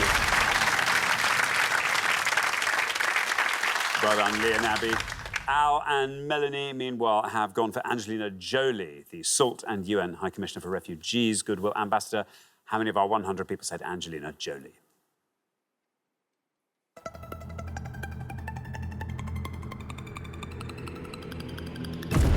Down it goes to 31. Well done, Lee and Abby. Just what we needed from you. You're back in the game. After 2 questions, it's 1-1. It's a very good answer, Jesse Ventura. Now, what you really want, Al, is for Shirley Temple not to be a better answer than Angelina Jolie. Let's see, Shirley Temple would have scored you 28. Could be a lot worse. It's not too bad. Could be a lot worse. I'll tell you what is a lot worse. There is an answer that would have beaten Jesse Ventura, and that's Hairspray. And Melanie, you said? Sonny Bono. It's the right answer. Would have scored 1 point. Would have scored 1 point. Very well done if you said that at home. Very well done if you agreed with someone whose daughter you're about to marry at home on that one. And the top one there, of course, is Arnold Schwarzenegger. Big score, though. Would have scored you 86. Thank you very much indeed. OK, here comes the decider. Whoever wins this one goes through to the final. Best of luck to both pairs. Our third question today is all about dams and their rivers. Richard. We are going to show you the names of 5 dams now and the countries in which they are situated, but what rivers are these dams on, please? Very, very best of luck to both teams. Thank you very much. Let's reveal our 5 dams. Here they come. We have got Ardnacrusha, Ireland. Aswan High Dam, Egypt. Hoover Dam, United States. Three Gorges, China. And Ataturk, Turkey. I'll read those clues again. Ardnacrusha, Ireland. Aswan High Dam, Egypt. Hoover Dam, United States. Three Gorges, China. And Ataturk, Turkey. There we are. Alan, Melanie, you will go first again. What do you reckon? I would say that. I would say that. Yeah? Yeah. Okay, we're going to go with the Three Gorges and the Yangtze. The Yangtze. Say Al and Melanie. Now then, Lee and Abby, do you want to talk us through all those other rivers? No, not at all. The Aswan High Dam, I'm guessing, is the Nile. Hoover Dam, maybe the Mississippi. Ardnacrusha in Ireland would be maybe the River Liffey. You can try it. I'll take a punt on Ardnacrusha and say the River Liffey. The Liffey for Ardnacrusha. So we have the Yangtze and the Liffey. Al and Melanie have gone for the Yangtze for the Three Gorges. Let's see how many of our 100 said that. That's right. Good answer. Down it goes. Yangtze down to 20. Very well done. Lee and Abby, meanwhile, have gone for the Ardnacrusha and have said the Liffey. Let's see if the Liffey is right. No, bad luck, but exactly the punt you needed to take. But I'm afraid on this occasion it didn't pay off. Well done, Al and Melanie. After 3 questions, you're through to the final 2-1. Yeah, you had to go for it. It would have got you through to the final as well, actually, but it was the Shannon. Shannon, that would have scored you 15 points. The one you did know, the Nile, was a much too high scorer, as you imagined. It would have scored you 56. Now, the Hoover Dam, near the Hoover Dam, near the Grand Canyon, Colorado River, would have scored you 18. And the best answer on the board is the bottom one, Ataturk Dam, is on the Euphrates. And that would have scored 2 points. So very well done if you said Euphrates at home. Thank you very much, Richard. So the pair leaving us at the end of the head-to-head round, Lee and Abby, I'm afraid it's you double head-to-head. So lots to be proud of across your pointless career. But I'm sorry you never made it into the final and got that trophy. But thank you so much for playing. Lee and Abby, brilliant. But for Al and Melanie, it's now time for our pointless final. Congratulations, Al and Melanie. You've seen off all the competition and you have won our coveted pointless trophy.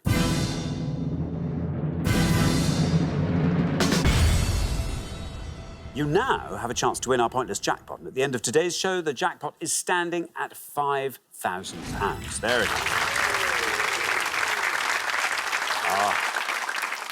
Do you know what? I think on the top table, I think a couple of pointless trophies would just look... Or maybe on the cake. Maybe on the cake. No, very well done. You've played so well. Fantastic. What a pair. It's brilliant.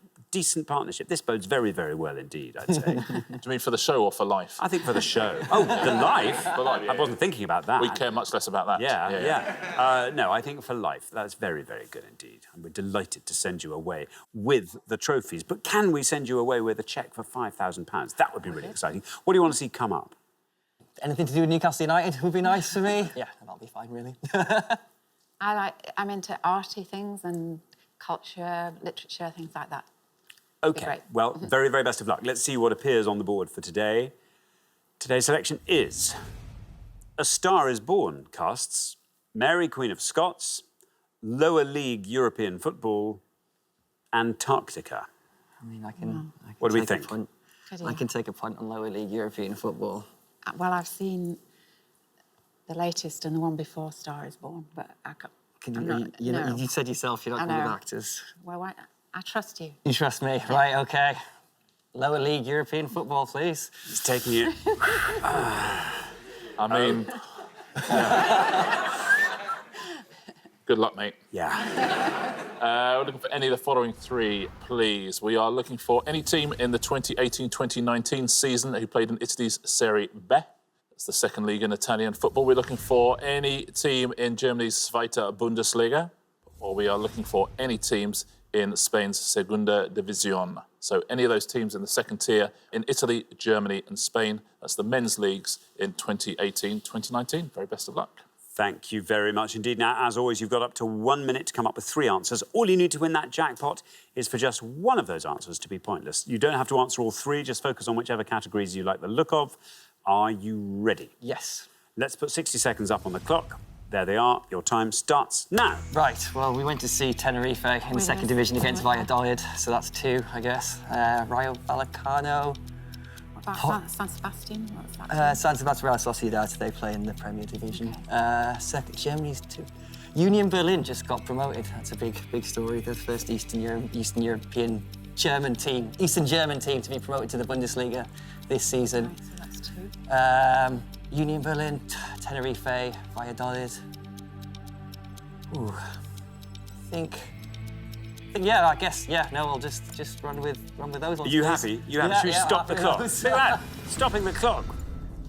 Plenty of seconds to spare, and you've already got your answers. If you say which category you're answering for in each case. Teams in Germany's Bundesliga 2, Union Berlin.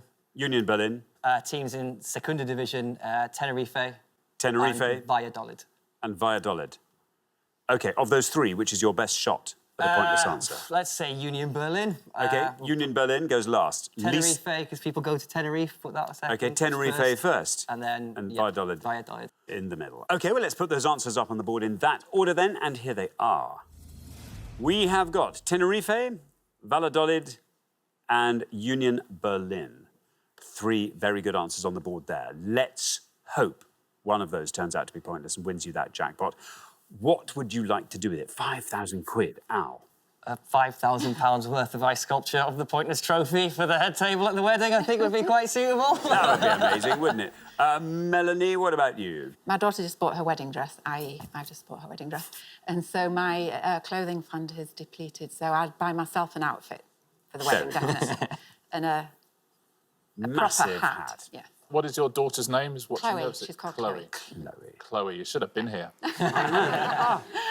Well, very, very best of luck. Thank you. Such lovely things to spend that prize money on. Let's hope one of these answers will win that jackpot for you. Tenerife was your first answer in this case.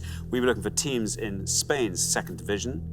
If Tenerife is pointless, you leave here with £5,000. How many people said Tenerife? It's right. Now, let's just find out. If Tenerife takes us all the way down to 0, you will leave here with £5,000. How will we get down? It's still going to a Tenerife. 1! It's 1!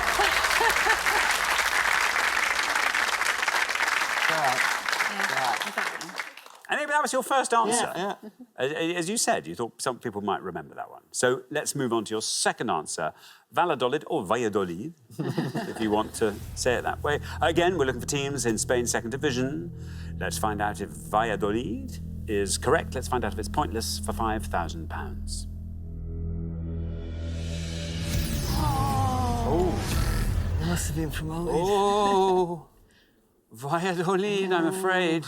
An incorrect answer. Everything's now riding on your third and final answer, Union Berlin. In this case, we were looking for teams in Germany's second division, Zweite Bundesliga. Let's find out, Union Berlin. Is it right? Is it pointless for £5,000? It is right. It's right. Your first answer was Tenerife. Took us all the way down to 1. Valladolid turned out to be incorrect. However, Union Berlin takes us down into single figures. Still going down, still going down, still going down.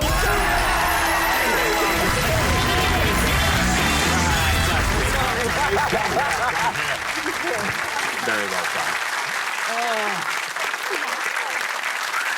That is brilliant. Congratulations. Union Berlin was a pointless answer, which means you take home today's jackpot of £5,000. Very well done.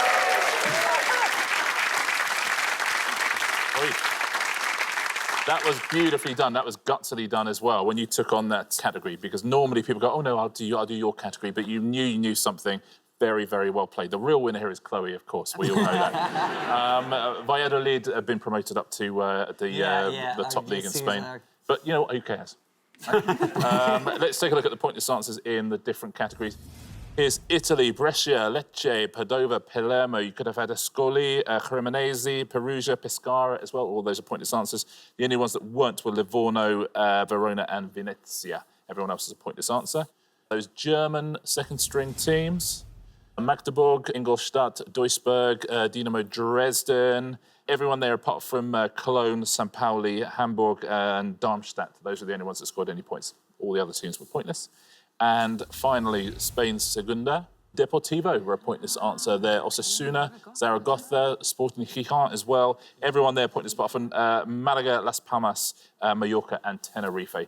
Very, very well done. If you've got any of those at home, I'm sorry we don't give you £5,000, but congratulations in the studio. Beautifully played from start to finish, wasn't it? Absolutely right. Thank you so much. And thank you so much to our winning players, Al and Melanie, who take away today's jackpot of £5,000. Well done. Join us next time when we'll be putting more obscure knowledge to the test on Pointless. Meanwhile, it's goodbye from Richard. Goodbye. And it's goodbye from me. Goodbye.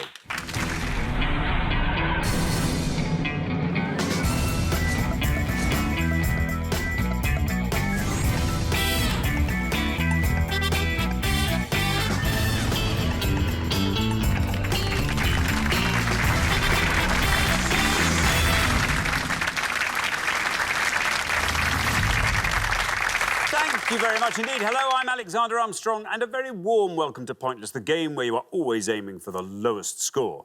Let's meet today's players. And couple number one. Hi, I'm Luke. This is my partner Beth, and we're from London. Couple number two. Hi, I'm Finley. This is my mother Annabelle, and we're from Marlow. Couple number three. Hello, I'm Jeremy. This is my husband Simon, and we're from Salisbury.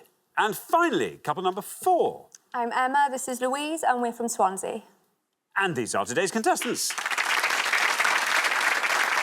Thank you very much, all of you. A warm welcome to Pointless. Wonderful to have you here. That just leaves one more person for me to introduce. Sniffing out misinformation like a haggard French truffle pig on a crisp winter morning in the Perigord is my Pointless friend.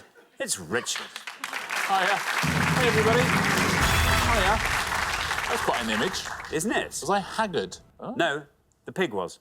Ah, You're not. And I was like the haggard pig. Yeah, Yeah, I'm just like that. I'm not a haggard pig, I'm just like one. like one. Oh, that's good to hear. Now, what a show last time. Goodness me, yes. you didn't see it. Al and Melanie were on. Now, Melanie was his prospective mother-in-law. Yeah. So there was a lot of pressure, and they played brilliantly all the way through, got through to the jackpot round, £5,000 up for grabs. A bunch of categories comes up. He chooses a football category. She's going, are you sure? And he went, yeah, I'm sure. Everything was on the line, £5,000, the wedding, everything. He absolutely got 1 point, then absolutely got a wrong answer, then absolutely, final question, £5,000, the marriage was saved. What a show, wasn't it? Amazing finish, amazing finish, so tough for them. Yeah, there we are. Thank you very much. So, as you gathered, the jackpot was won last time by Al and Melanie, so today's jackpot starts off at a stately £1,000. There it is. Right, well, if everyone's ready, let's play Pointless.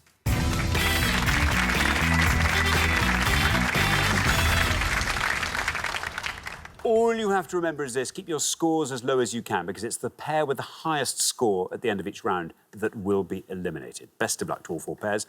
Our first category today is literature. Can you all decide in your pairs? Who's going to go first? Who's going to go second? And whoever's going first, please step up to the podium. OK, and the question concerns novels without their title characters. Richard. On each board, we're going to show you the titles of 7 novels, but we've missed out the name of the title character from those novels. Can you tell us who it is, please? Sometimes it'll be 1 word, sometimes it'll be 2. It's going to be 14 in all to have a crack at home. Good luck. Thank you very much indeed. Let's reveal our first board of clues. Can you supply the missing names to these novel titles? And we've got The Prime of Miss Blank, Muriel Spark, 1961. Blank's Adventures in Wonderland, Lewis Carroll, 1865. The Murder of Blank, Agatha Christie, 1926. The Brief Wondrous Life of Blank, Junot Díaz, 2007. Blank and the Giant Peach, Roald Dahl, 1961. I, Blank, Robert Graves, 1934. And Blank the Obscure, Thomas Hardy, 1895. OK, I'll read those all again. The Prime of Miss Blank, Blank's Adventures in Wonderland, The Murder of Blank, The Brief Wondrous Life of Blank, Blank and the Giant Peach, I, Blank, and Blank the Obscure. There we are. Beth, welcome. Great to have you here with us. Beth, tell us all about yourself. Well, I work in social media for a company that makes bike navigation devices. Yeah. See, that's fun. Already fun. Is it a very famous bike navigation device, or is it quite a small? It's quite small. It's quite new, the concept. It's in the shape of a compass. It's kind of like a digital compass. Nice. Yeah. Excellent. And in terms of the company's navigation and trajectory, is all looking pretty good. It's all going good. We're just releasing one for motorbikes now as well.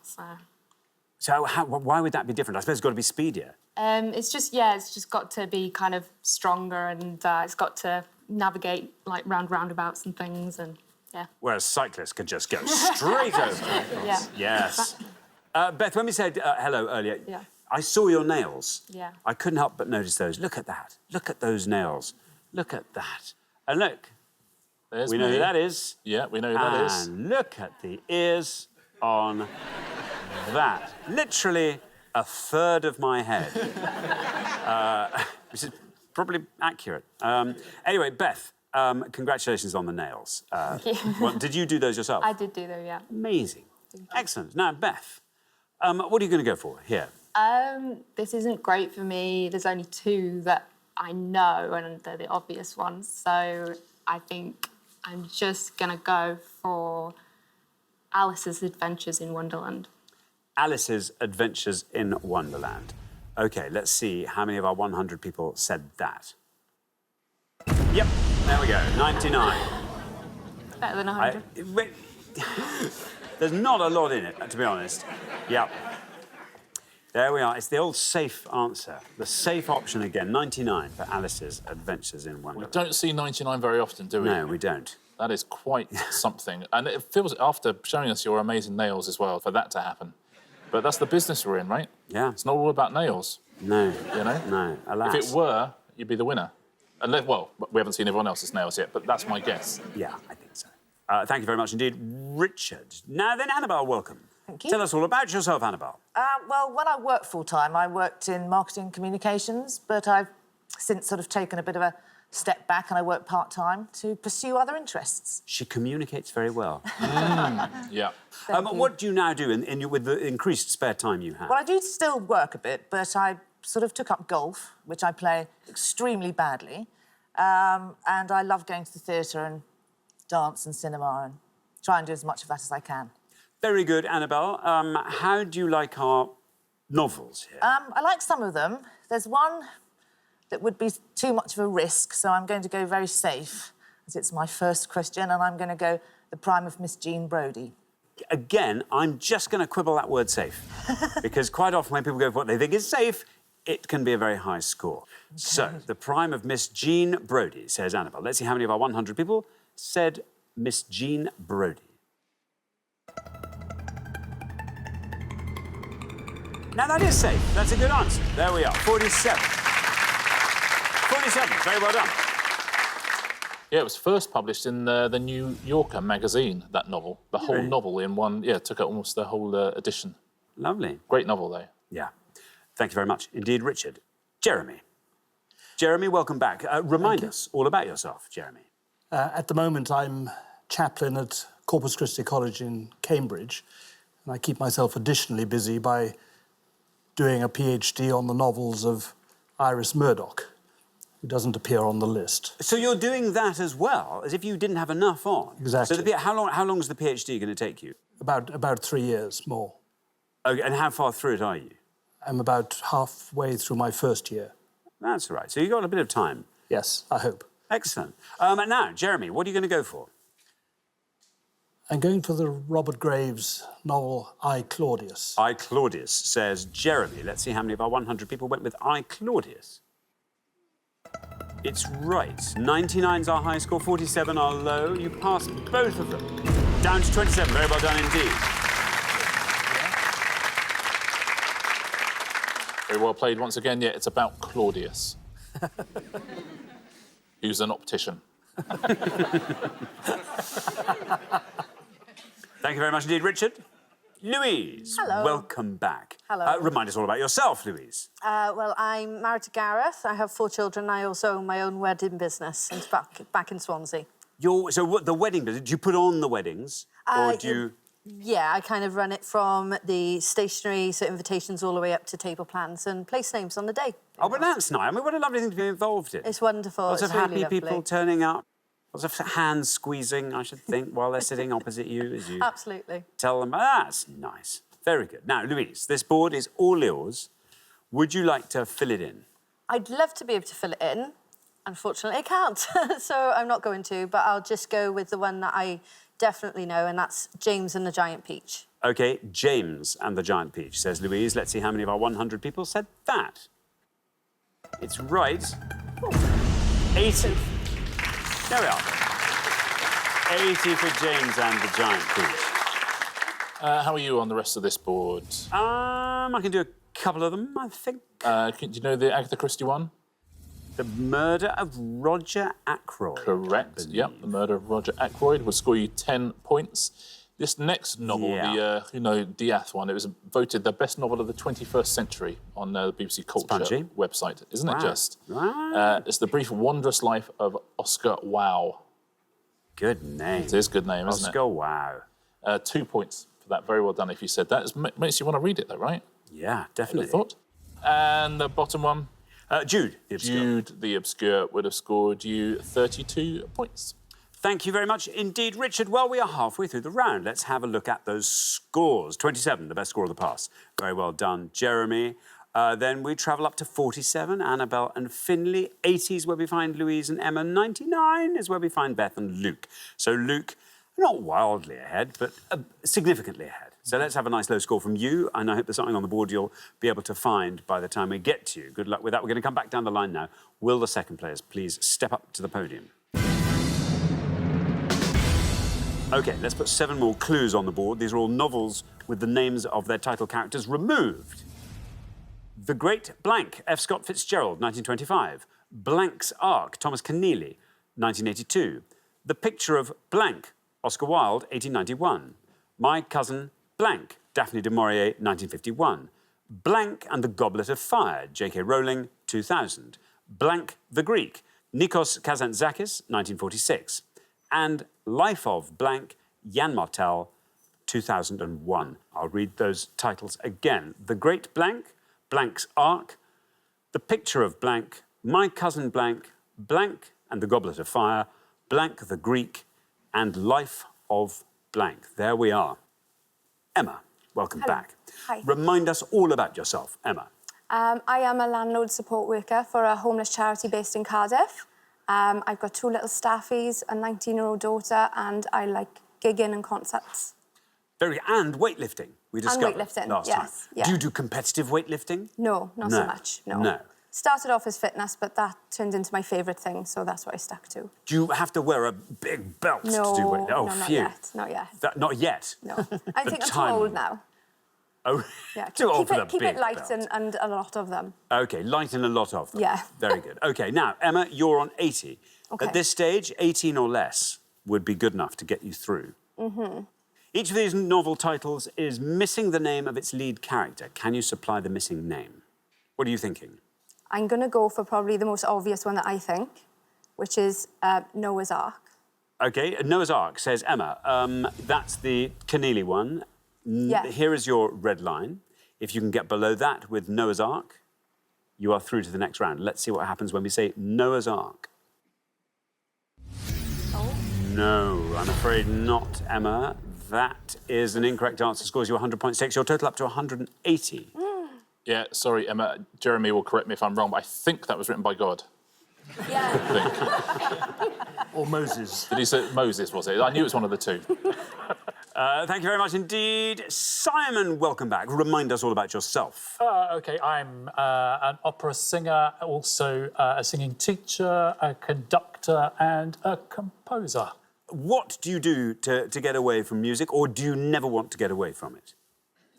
Well, I love to travel. We both enjoy travelling around the world, and we both love food, so we cook a great deal. And food and travel, surely, there's a thing you can combine. If you had to go anywhere, where's your favourite place for food and travel?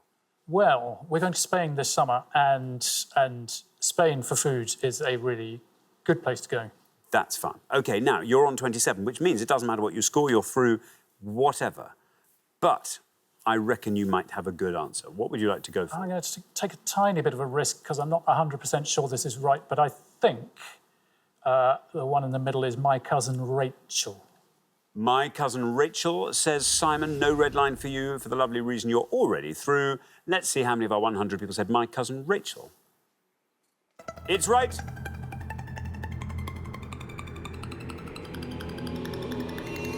And down it goes to 15. Very well done indeed. Taking your total up to 42.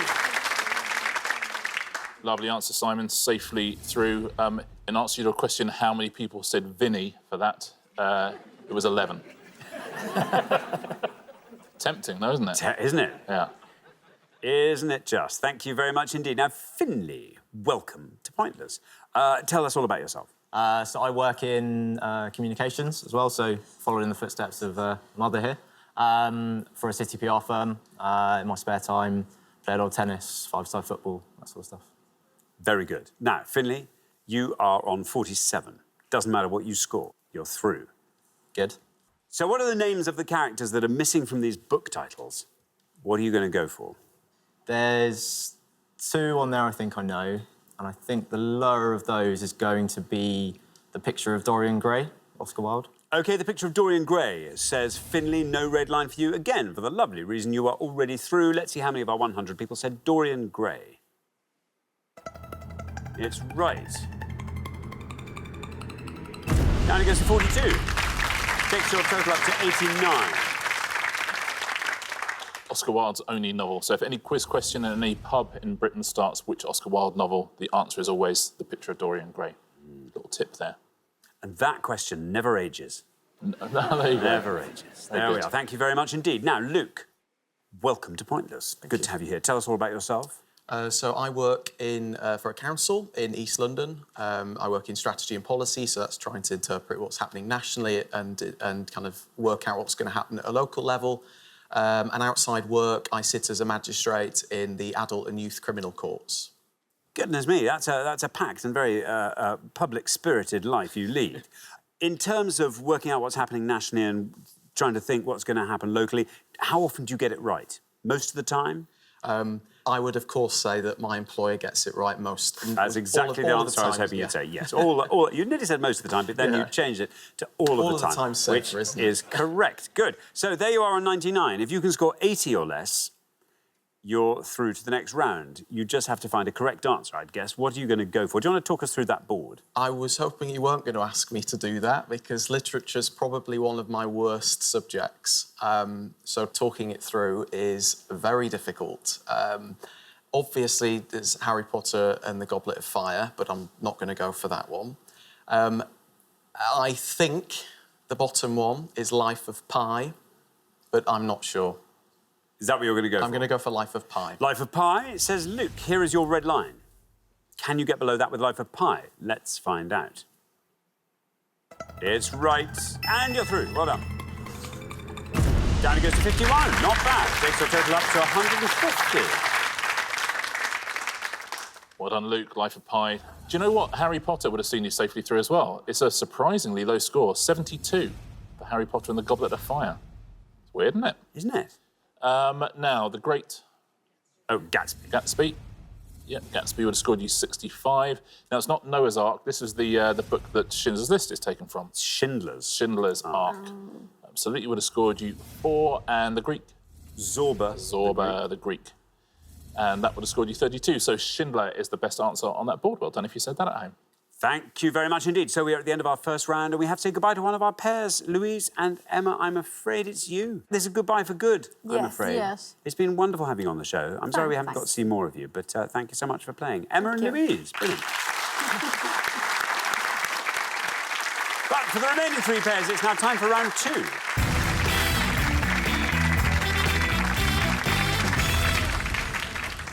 And there we are. 3 pairs remain. Very well done getting through that last round. Well done, Simon. You were our lowest individual scorer, and Simon and Jeremy, in fact, our lowest combined scorers once again, as you were first time in the last show, and then you went on to leave in round 2. So let's not make that happen this time. Good luck to all 3 pairs. Our category for round 2 this afternoon is nature. Can you all decide in your pairs? Who's going to go first? Who's going to go second? And whoever's going first, please step up to the podium. OK, let's find out what the question is. Here it comes. We gave 100 people 100 seconds to name as many birds in the 2019 RSPB UK Big Garden Birdwatch with RSP or B in their names as they could. Yeah, the UK Big Garden Birdwatch, something the RSPB does, where you work out whichever birds are in your garden, you let the RSPB know. They essentially put together a table of the 80 most common species found in UK gardens. OK, and we're looking for any bird on that list of 80 that has one of those letters somewhere in its name. Thank you very much indeed. So there we go. Luke, birds. Birds, another topic I was not necessarily preparing myself for. OK, I will go for wood pigeon. Wood pigeon. OK, let's see how many of our 100 people said wood pigeon. It's right.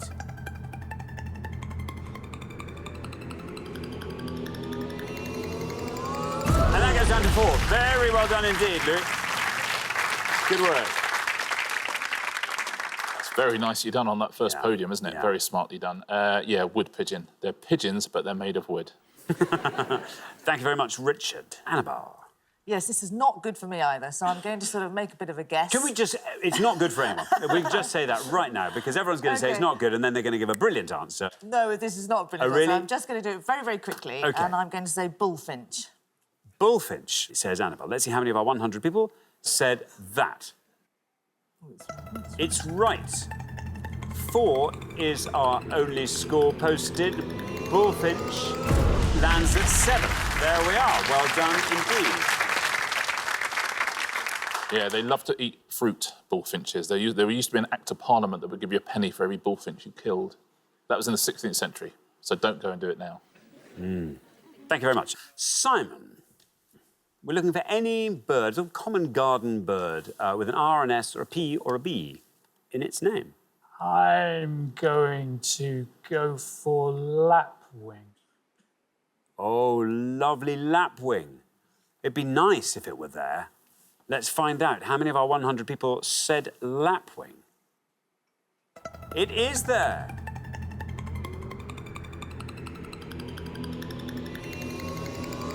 Down it goes to 2. Very well done indeed. 2 for the lapwing. Beautifully done. Yeah, there's 80 birds on the list, so there's a lot of birds there. I love a cup of lapwing souchong, do you? They've got a very beautiful call, the lapwing. Go on. It's like, it almost sounds electronic. That might be your smoke alarm. Oh, right, yeah, there you go.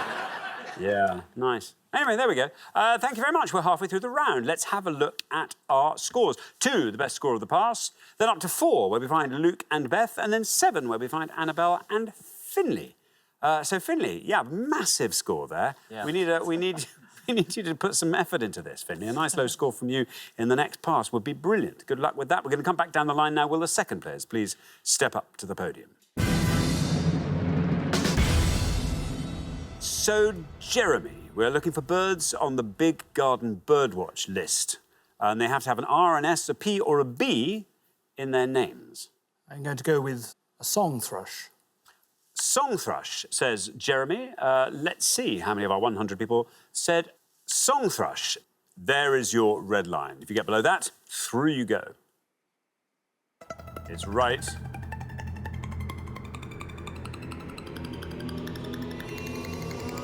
Oh, down to 2. Very well done indeed. Equaling the score of the lapwing, taking your total up to 4. Nicely played. They only live for about 3 or 4 years, song thrushes. The oldest recorded song thrush was 13 years, 9 months. It's a shame. Mind you, I don't really know how long birds live. I know. I was realising. I don't know. Because they all look the same. You don't know if they're the same one from year to year, do you? No, you don't. Really? No. Unless they're wearing a hat or something. Yeah, or they've got an annoying habit, like going, hello. It's annoying. Yeah, like a talking bird. Yeah.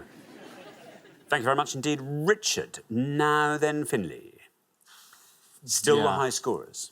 Yeah, amazingly. I don't know how it's possible. I think I'm going to go for a wren.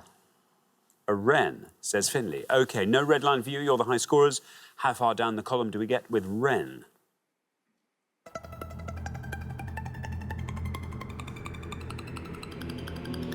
Well, 20 for wren. Takes your total up to 27. Now, it used to be traditional to hunt wrens on Boxing Day. Oh, but I mean, I'm not going to get much out of a wren. I wouldn't have thought. I don't think to eat. Oh, no. I think it's because supposedly when St. Stephen was on the run, a noisy wren gave him away. And then it became tradition. Thank you very much. Now, Beth, there you are on 4. Ooh, this is nice. 22 or less keeps you in the game. Yeah. What do you think? I'm going to go for Great Tit. OK, great tit, says Beth. Here is your red line. Can you get below that red line with great tit? Let's find out. If it's right, you've done it. Down to 5. Very well done. 9 is your total. It's number 7 on the list, the great tit, one of the most common birds in the UK. Lots and lots of pointless answers. Do you have an answer for this one? You'd like I'll go for field bunting. Oh, field bunting. Goodness me. That is an incorrect answer. That's a shame. Oh, look at that. Wow, you went too obscure. Yeah. Blimey, shall I go through some low scorers? Some low scorers for you here. 2 points for brambling, collared dove, goldcrest, herring gull. Lesser spotted woodpecker would have scored you 2, as would pheasant, red kite, and tree creeper. 1 point for black-headed gull. Black redstart, fieldfare, great crested grebe, green woodpecker, kestrel would have scored you 1, as would mallard, missel thrush, and skylark would have been a rather lovely 1-pointer. Let's take a look at some pointless answers now. These have added £250 to the jackpot. Corn bunting, grey partridge, lesser black-backed gull. You could have had the moorhen, the red-legged partridge, or the redpoll, the siskin, the stock dove, and the yellowhammer. Some lovely names there, aren't there? Shall we take a look at the top 3, the ones that most of our 100 people said? Blackbird would have scored you 64, house sparrow 68, and robin 87. That's sweet. That's nice. Thank you very much indeed, Richard. So we are at the end of our second round, and we have to say goodbye to another of our pairs, Finley and Annabelle. I'm afraid it's you on this occasion. We're going to see you next time, though. So we'll look forward to that very much indeed. But meantime, thank you very much, Finley and Annabelle. But for the remaining 2 pairs, it's now time for the head-to-head.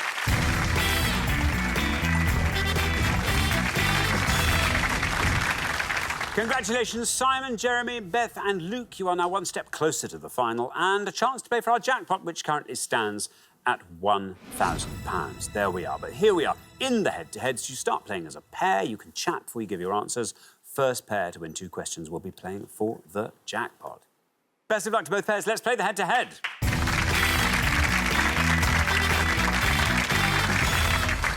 OK, here is your first question, and it concerns famous people playing the guitar. Richard. 5 pictures now of famous people playing the guitar, but who are these people, please? Thank you very much. Here are our famous guitarists, 5 of them, and we have got A,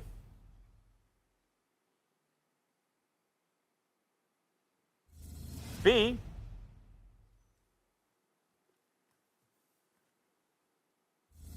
C,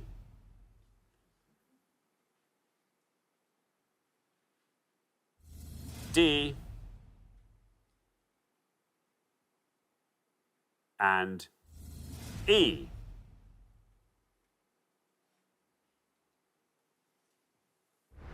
There we are. 5 famous people playing the guitar. Simon and Jeremy, you're our low scorers, so you get to go first. Feel free to confer. See? Yeah, well, we're not 100% sure about some of them, but one we are sure of is that C is Nicola Sturgeon. OK, you're going to go for C, Nicola Sturgeon. Beth and Luke, do you want to talk us through those other guitar players? So I think A is Paul Whitehouse. D, you say? D is Kevin Bacon. Yeah. We're not sure about B It kind or of looks E. like Katie Durham in B, but I don't think it's her. I think it's an American actress, Okay. but I'm not sure who. So Let's go for A, I think. Yeah, we'll have to go for A, Paul Whitehouse. OK, Paul Whitehouse. So we have Nicola Sturgeon, we have Paul Whitehouse. Simon and Jeremy have gone for Nicola Sturgeon as C. Let's see how many of our 100 people spotted her. It is Nicola Sturgeon. 63 for Nicola Sturgeon. Beth and Luke, meanwhile, have gone for Paul Whitehouse. Let's see how many of our 100 people said Paul Whitehouse for A. Paul Whitehouse is right, and it beats Nicola Sturgeon. Down that goes to 29. Very well done indeed, Beth and Luke. After one question, you're up 1-0. Nicely played. You were quite right about D. He's another big scorer, though, Kevin Bacon. He would have scored you 52. E is the next biggest scorer. That Minnie is Driver. Minnie Driver. She would have scored you 21. And you're right that B is an American actor. She's the Countess of Grantham, and her name is Elizabeth someone. It's Elizabeth McGovern. Elizabeth McGovern, there we are. And she would have scored 1 point. Very well done if you said that one. And she has a band. Yes. Which is called Sadie and the Hotheads. Sadie and the Hotheads. There you are. Correct. Yeah. I mean, you didn't know her name, but all this other stuff is Listen, great. I got that. Yeah. And Nicola Sturgeon has a band called Nicola and the Second Independence Referendums.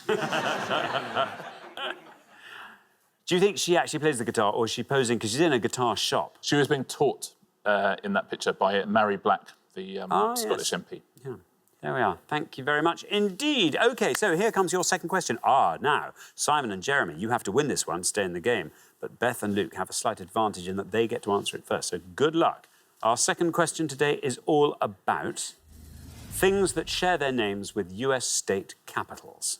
Richard. Yep, 5 clues now to things that share their names with state capitals. We'll also give you the initials and we'll also show you the state that they share their name with, the capital of. OK, there we are.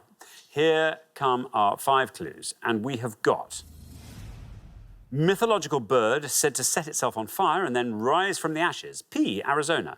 The rock band who had a 1977 UK top 40 hit with More Than a Feeling. B, Massachusetts. Manet painting on display at the Musée d'Orsay that caused a scandal when first displayed in 1865. O, Washington. German battleship sunk by the Royal Navy in the North Atlantic on May the 27th, 1941. B, North Dakota. And the apostle originally named Saul, who converted to Christianity on the road to Damascus. SP, Minnesota. OK, I'll read those all again. Mythological bird said to set itself on fire and then rise from the ashes. The rock band who had a 1977 UK top 40 hit with More Than a Feeling. Manet painting on display at the Musée d'Orsay that caused a scandal when first displayed in 1865. German battleship sunk by the Royal Navy in the North Atlantic on May the 27th, 1941. And the apostle originally named Saul, who converted to Christianity on the road to Damascus. There we are. Beth and Luke will go first.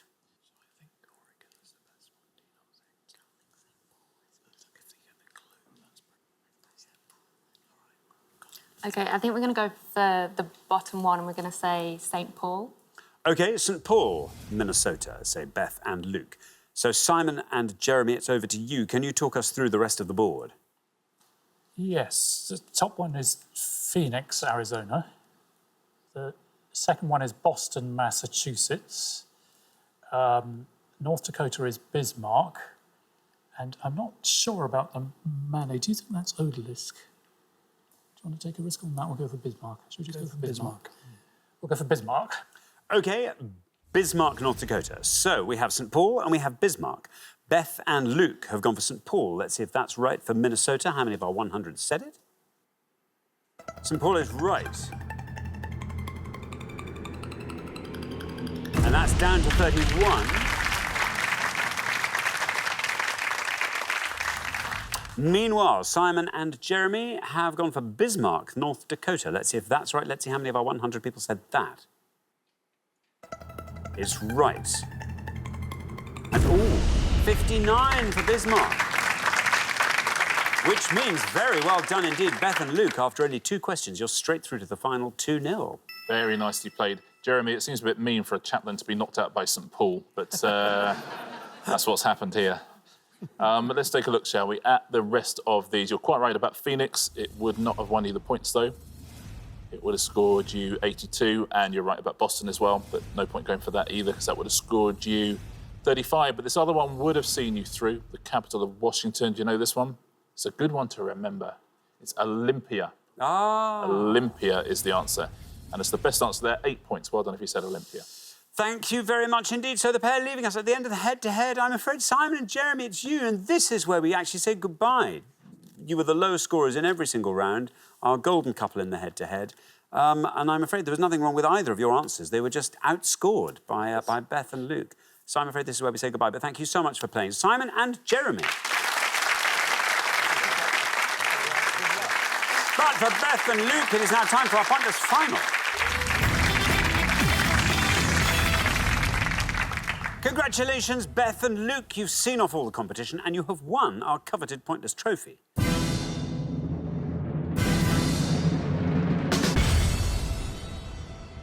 You now have a chance to win our pointless jackpot. And at the end of today's show, the jackpot is standing at £1,000. There we are. Well, very well done. I have to say, I'm going to be perfectly honest, Beth.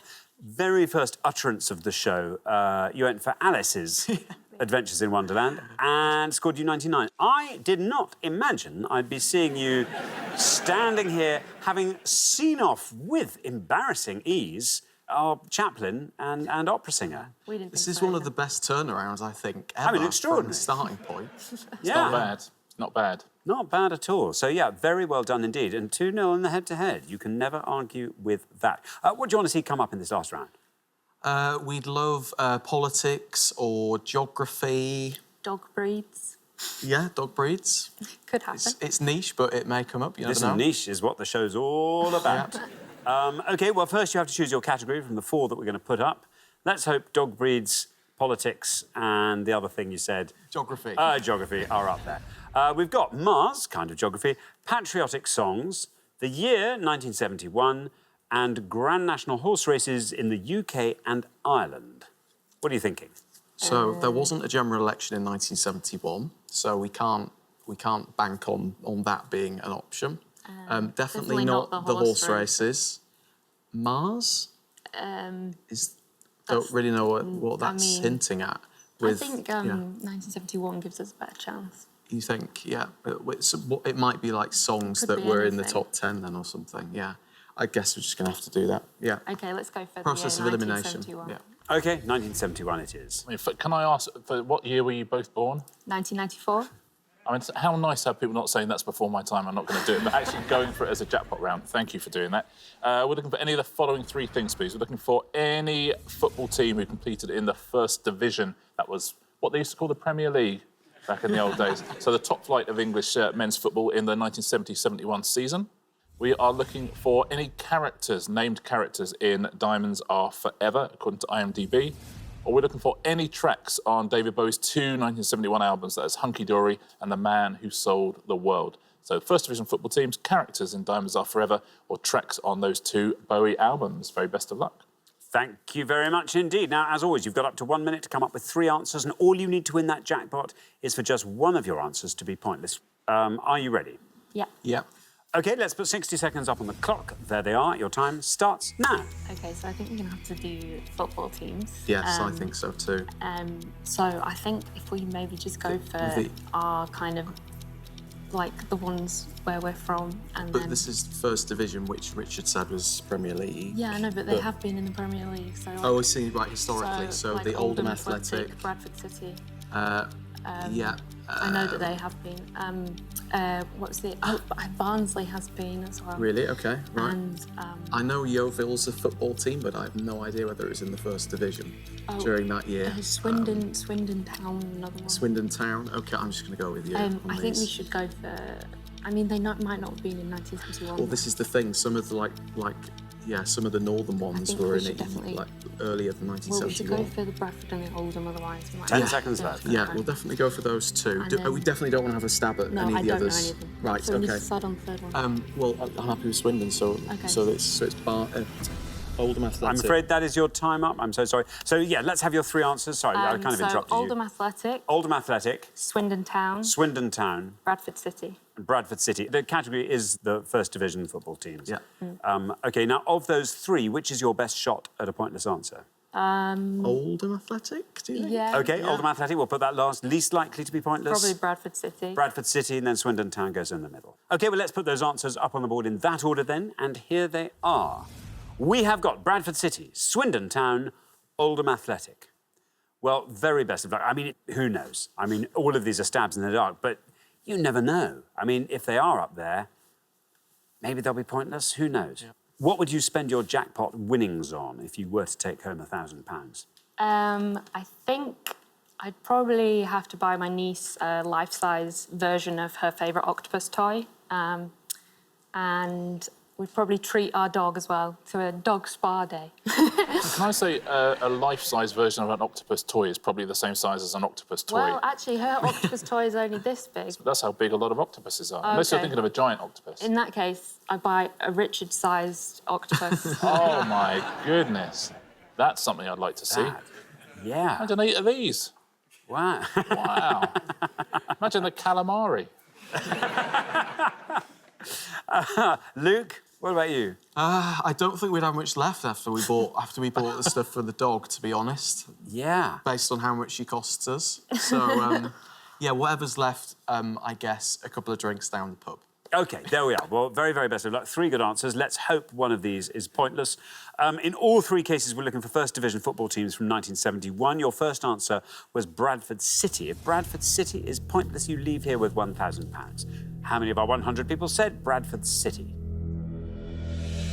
Oh, bad luck. OK, not Bradford City. Let's not dwell on that. Let's move to Swindon Town. Actually, let's move to Swindon Town. Your second answer, if Swindon Town is pointless, you will win £1,000. How many people said Swindon Town was a team in the First Division in 1971? Oh, no! Swindon Town as well. An incorrect answer. OK, let's turn to your third and final answer, Oldham Athletic. Let us find out if anyone said Oldham Athletic. Is it a correct answer? We were looking for teams in the First Division in 1971 for £1,000. How many people said Oldham Athletic? Oh, no! Oh, I'm so sorry. Well, that was a game attempt, and you came up with some great answers. Sadly, none of them were correct, so I'm afraid you don't win that pointless jackpot today, but you do get to take home a pointless trophy each in recognition of your astonishing achievement across the show. So very well done. Richard. Yeah, listen, perfectly good guesses as well. They were in the 4th Division, the 3rd Division and the 2nd Division, so yeah, and they've all spent time in the top flight. You kind of picked the wrong category, actually, because there's only one pointless answer in the entire football one.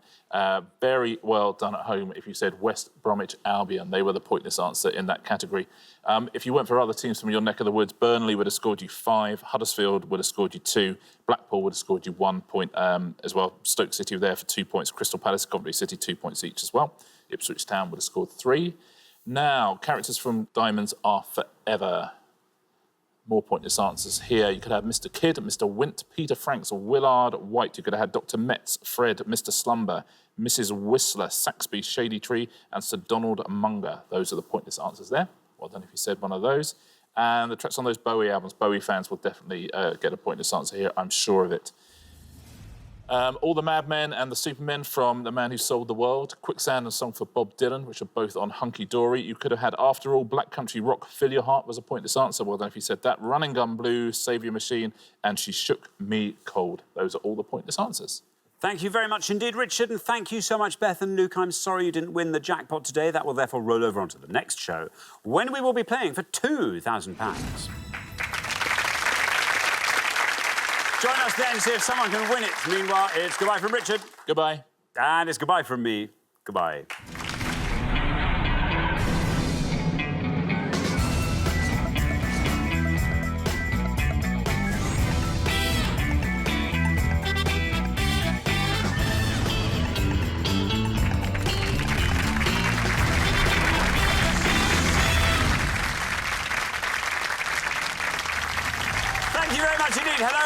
Alexander Armstrong, and welcome to Pointless, the show that makes big winners out of the lowest scorers. Let's meet today's players.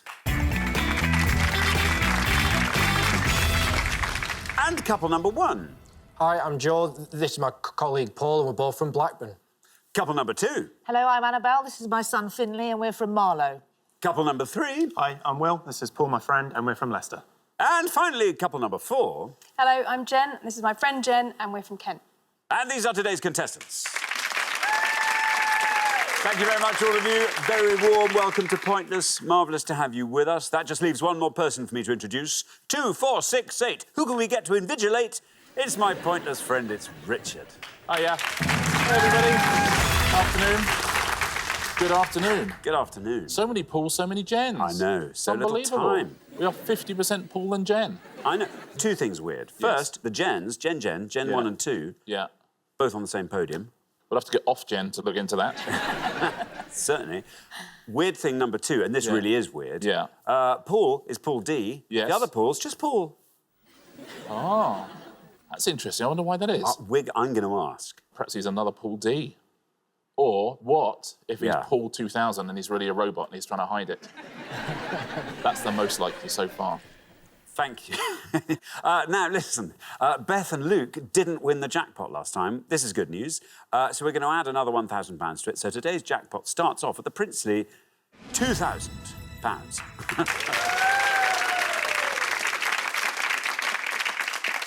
2,000, like Paul 2000. Oh, yeah. You see? There you go. And so they thought we'd get confused. Yeah. Thank you very much. OK, right, if everyone's ready, let's play Pointless.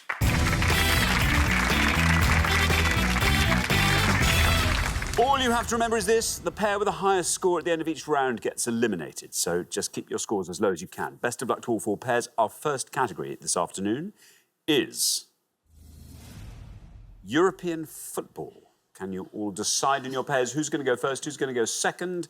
And whoever's going first, please step up to the podium.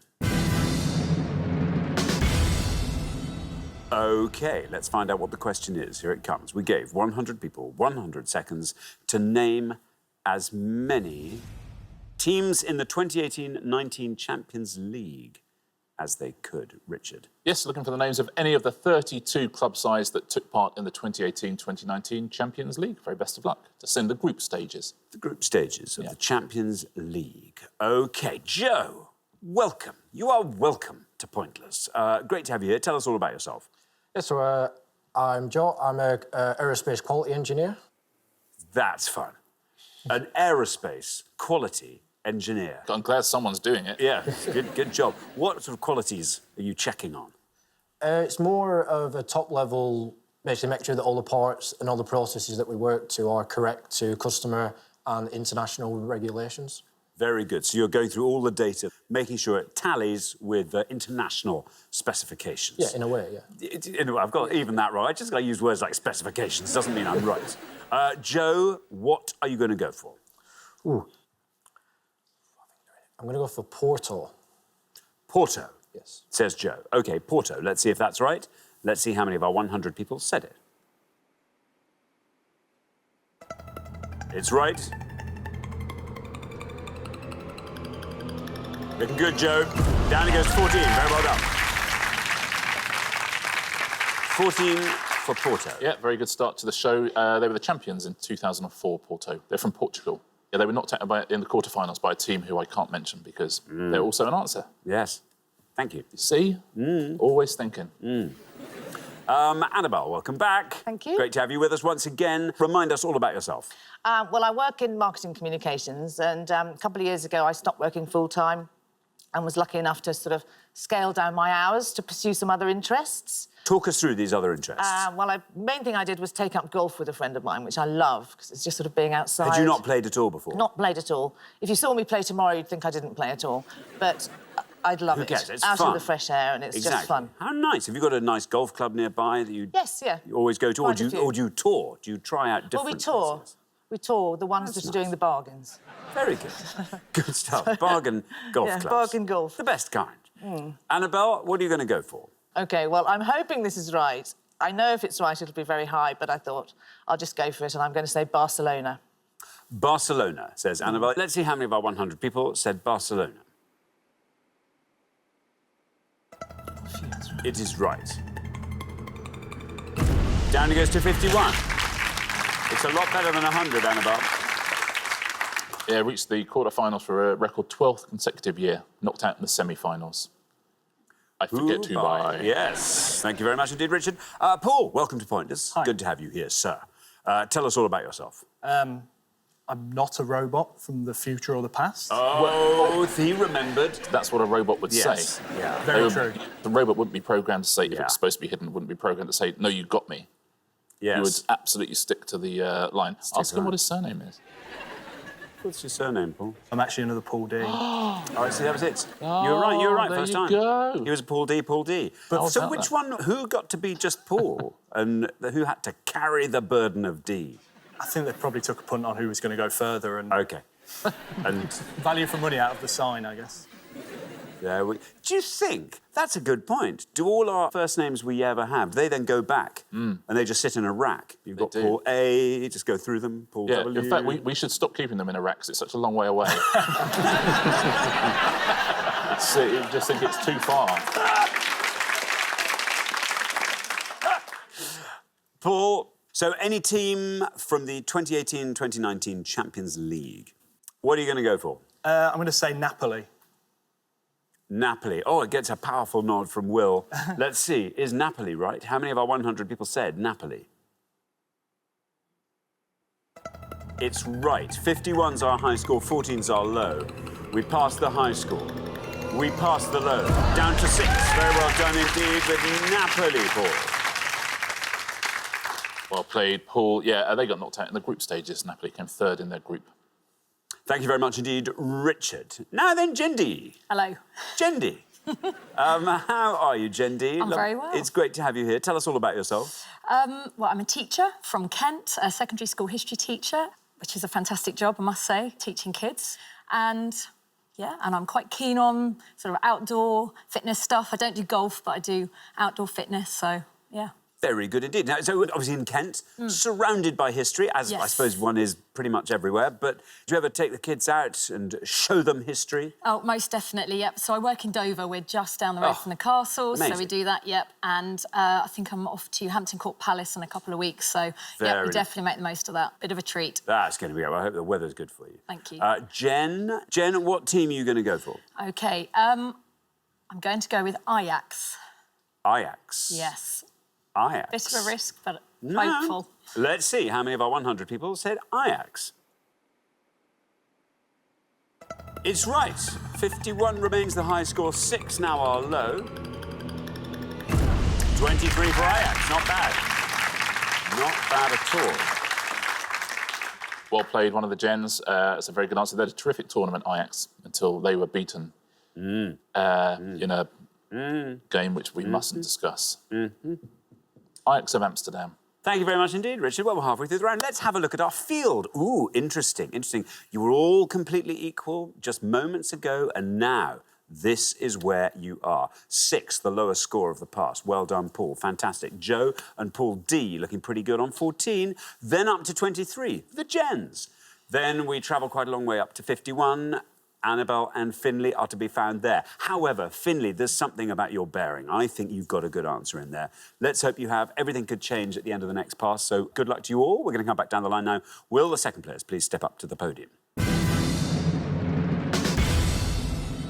OK, Jen, welcome. Tell us all about yourself, Jen. Hi, I'm Jen. I'm an assistant service manager for Kent County Council. I look after libraries, registration and archives. That's nice. How long have you known each other, Jen and Jen? Oh, about 25 years since we were at school together. Very nice. And there was confusion then that you were Jens? Yes, so we would sometimes get given the wrong homework back and I'd think, oh, fantastic, I've got an A in history. But that Jen had got an A in history.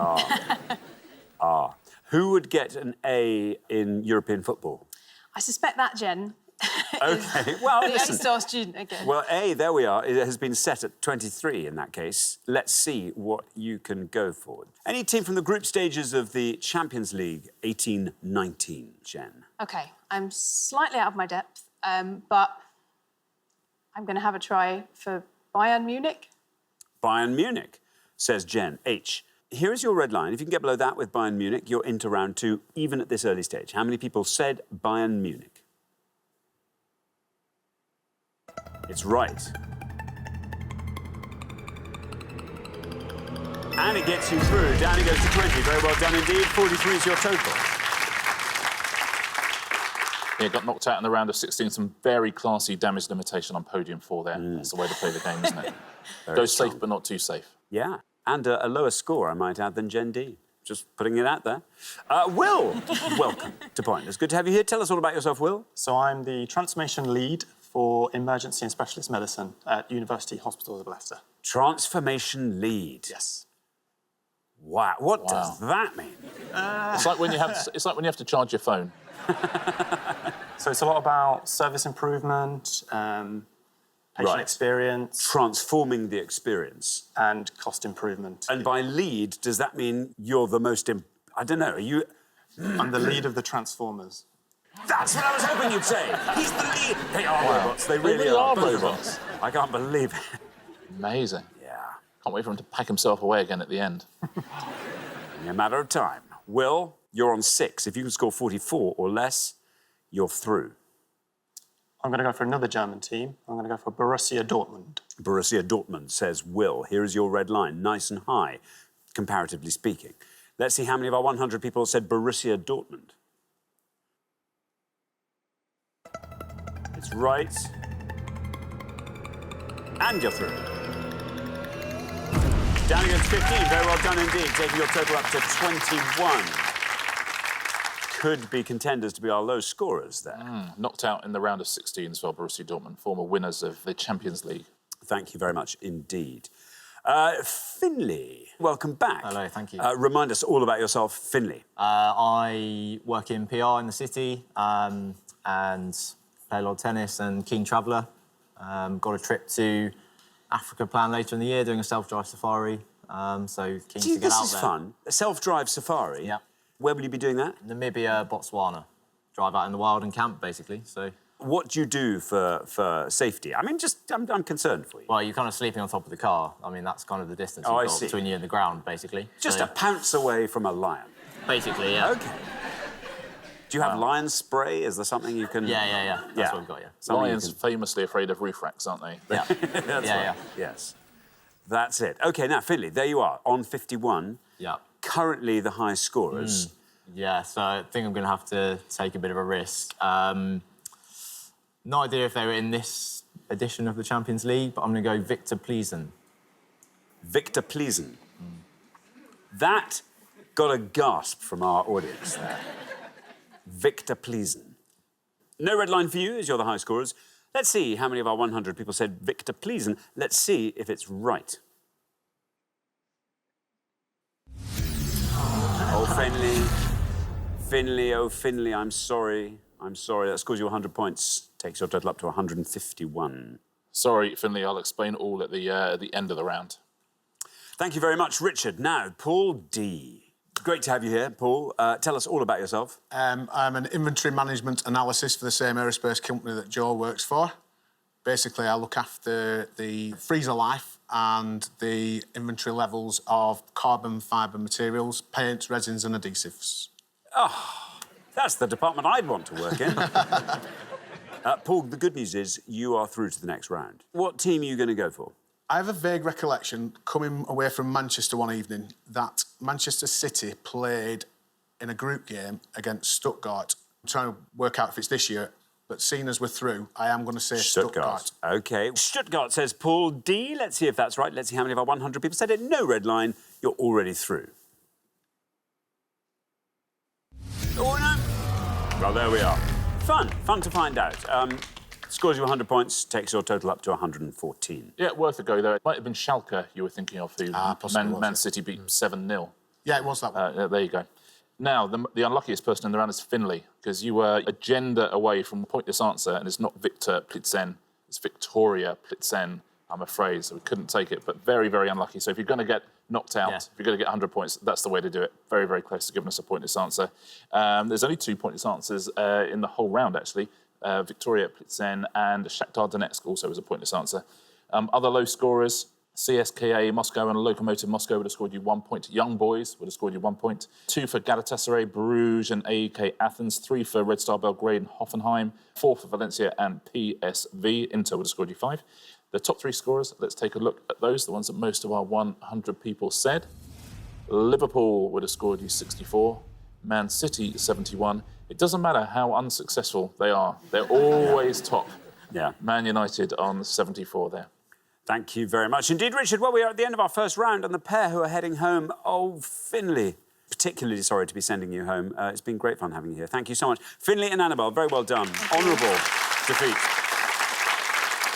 But for the remaining 3 pairs, it's now time for round 2.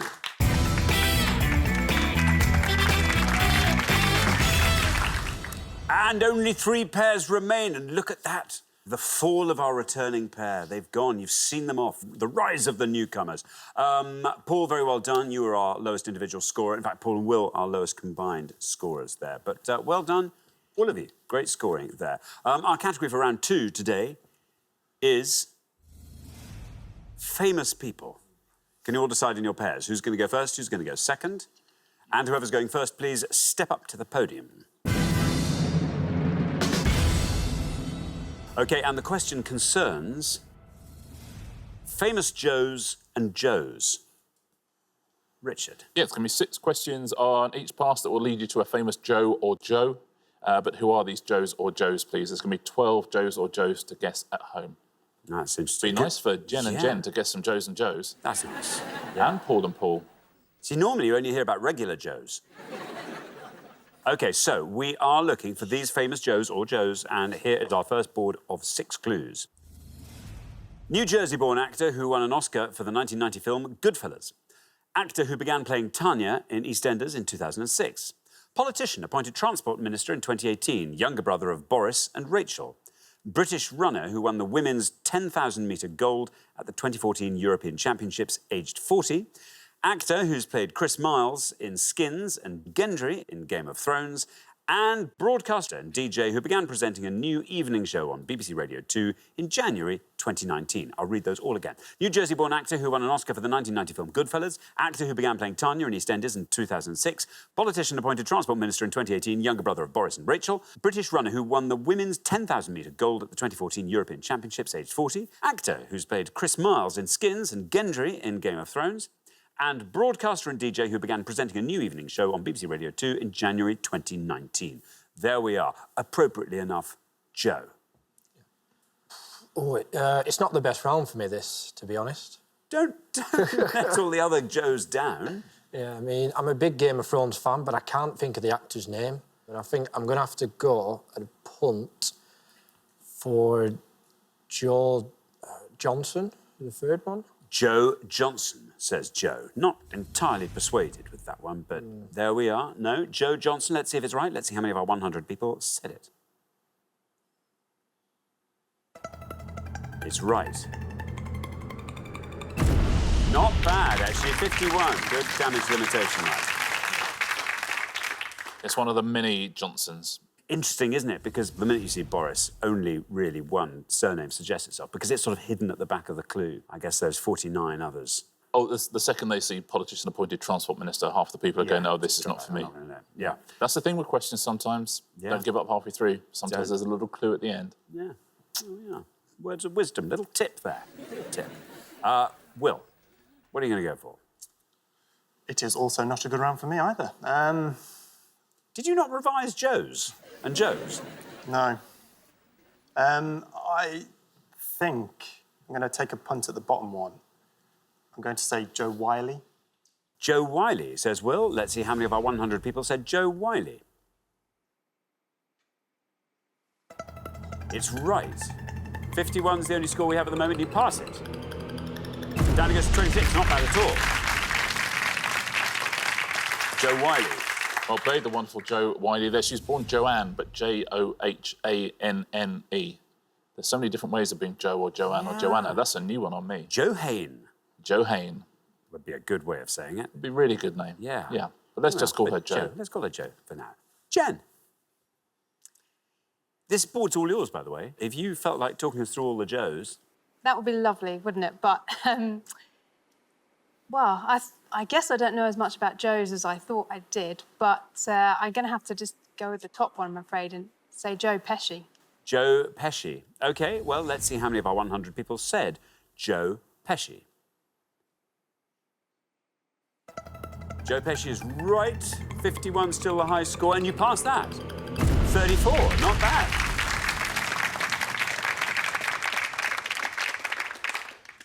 Very well played. Now, you know, sometimes I tell you incorrect answers members of 100 said. Can you guess what one of our 100 people said to that one?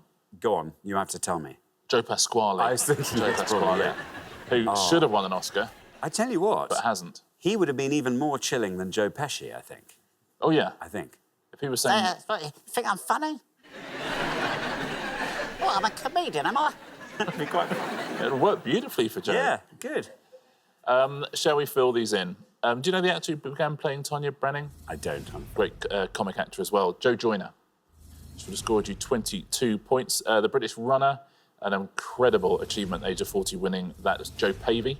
She would have scored you 12. And the actor who played Chris Miles and Gendry? I don't know. Joe Dempsey. Well done if you said that. 4 points. It's the best answer on the board. Thank you very much indeed, Richard. OK, let's have a quick look at our scores. We're halfway through the round. 26, the best score of the pass. Well done to you, Will. Then up to 34. Not bad there, the gens on the far podium there. 51, Joe and Paul D. Paul D, let's hope you get a nice board and you know those Joes. We're going to come back down the line now. Will the second players please step up to the podium? OK, 6 more famous Joes and Joes coming up on the board, and here they come. Perfumer and entrepreneur noted for her range of candles awarded a CBE in 2018. Politician who served briefly as Prime Minister of Canada between Pierre Trudeau's 2 terms. Comedian and broadcaster who wrote the 2018 book Born Lippy, How to Do Female. Vlogger who was a finalist on Strictly Come Dancing in 2018. British tennis player who reached the semi-finals of the Wimbledon ladies singles in 2017. And boxer who fought Muhammad Ali in the 1975 fight dubbed The Thriller in Manila. I'll read those again. Perfumer and entrepreneur, noted for her range of candles, awarded a CBE in 2018. Politician who served briefly as Prime Minister of Canada between Pierre Trudeau's 2 terms. Comedian and broadcaster who wrote the 2018 book Born Lippy, How to Do Female. Vlogger who was a finalist on Strictly Come Dancing in 2018. British tennis player who reached the semi-finals of the Wimbledon ladies singles in 2017. And the boxer who fought Muhammad Ali in the 1975 fight dubbed The Thriller in Manila. Jen D. Yes. Jen D, it is your time to shine. You are on 34. If you can score 16 or less, you're through. I know a couple, but it's just trying to work out which one might perhaps be the lowest score. I think I'm going to go with the top one, Joe Malone. Joe Malone. OK, Joe Malone. Here is your red line. If you can get below that, you're through to the head-to-head. Let's see how many people said Joe Malone. That's right. Not bad, Jen. Not bad. I think you've done enough. 29 for Joe Malone. Takes your total up to 63. Well played, Jen. Joe Malone left school at 15, set up her own business, sold it for millions to Estee Lauder in 1999. Brilliant. Nice, isn't it? Yeah. Good for her. Good for her, indeed. Paul. Hello. What are you going to go for? 36 is your target. 36 or less gets you through. I'm 50-50 on a few of them. I'm going to play what I think is safe and go for the second bottom one, the ladies tennis player, and go Johanna Konta. Johanna Konta, says Paul. Let's see if that's right. There's your red line just appearing there. Get below that. The head-to-head beckons. Joe Konta, is that right? It is right. Through you go. Very well done indeed. 16. That scores you. 42 is your total. Yeah, lost to Venus Williams in the end, but very much on an upward trajectory, Joe Konta. Thank you very much, Richard. Paul D. Now then, this is going to be quite tough. You're on 51. You have to score 11 or less. Do you fancy talking us through that board? I think probably one that's going to be that is the politician, and I don't know that one. I think the third one's Joe Brand. Can't quite bring Joe... It was my lad's favourite person on Strictly Come Dancing. I can't quite bring that to mind. I don't know the politician, so I'm going to have to say, for the bottom one, Joe Bugner. Joe Bugner, says Paul. Here's your red line.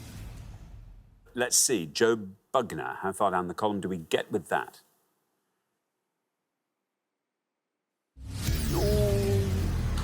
crazy. We don't get down the column at all. That's an incorrect answer. Scores you 100 points, takes your total up to 151. Yeah, not Joe Bugner, I'm afraid. He did fight Ali. Yeah, Joe Frazier is right. Would have scored you 41 points.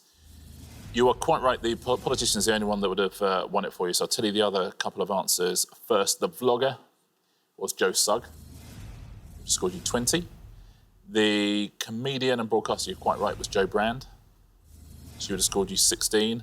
Now, this is a pointless answer, perhaps unsurprisingly. He was Prime Minister for a very short amount of time. He was only 39 when he became Prime Minister of Canada, and it's Joe Clark. Well done if you got that. Thank you very much indeed. OK, so we are at the end of our second round, and the people we are sending home, it's our pair, Paul D and Joe. A high score of 151. Sorry to see you go at this stage, but you'll be back next time. And I'm sure you'll do just as well, if not better, I hope. But meantime, thanks so much, Paul and Joe. But for the remaining two pairs, it's now time for the head-to-head.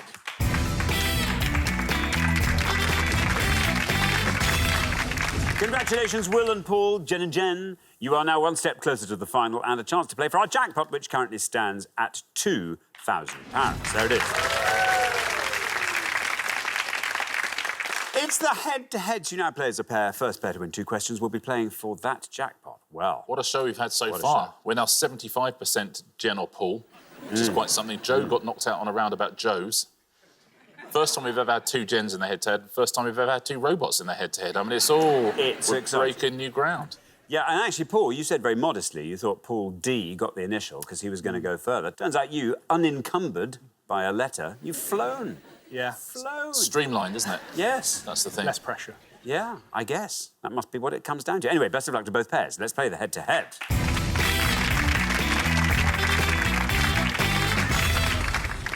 Here is your first question, and it concerns Stephen King films. Richard. We're going to show you stills now from 5 films based on the writings of Stephen King, but can you identify these films, please? Thank you very much indeed. Let's reveal the 5 stills. Here they come. We have got A,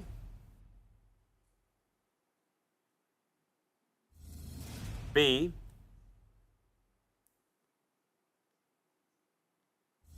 C,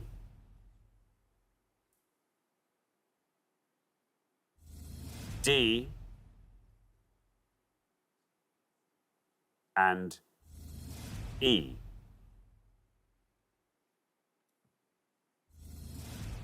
There we are. 5 stills from Stephen King films. Will and Paul, you're our low scorers, so you get to go first. Feel free to chat.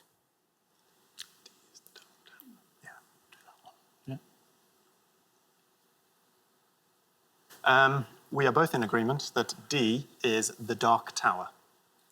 D, The Dark Tower. OK, thank you very much indeed. Now, Jen and Jen, do you want to talk us through the rest of that board? OK. Well, A is The Shining, and B is The Lovely Friendly It. C, we're not too sure on. No. I could guess, but I think we would have gone with D, but I think we'll go with E. Shall we? Shawshank Redemption. Yeah. OK, you're going to go Shawshank Redemption. So we have The Dark Tower and we have The Shawshank Redemption. Will and Paul said The Dark Tower for D. Let's see how many of our 100 people said that.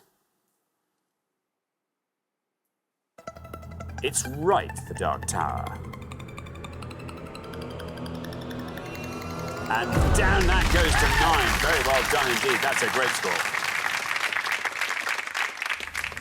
The Jens, meanwhile, have gone for E and have said The Shawshank Redemption. Let's see if that's right. Let's see how many of our 100 people said that.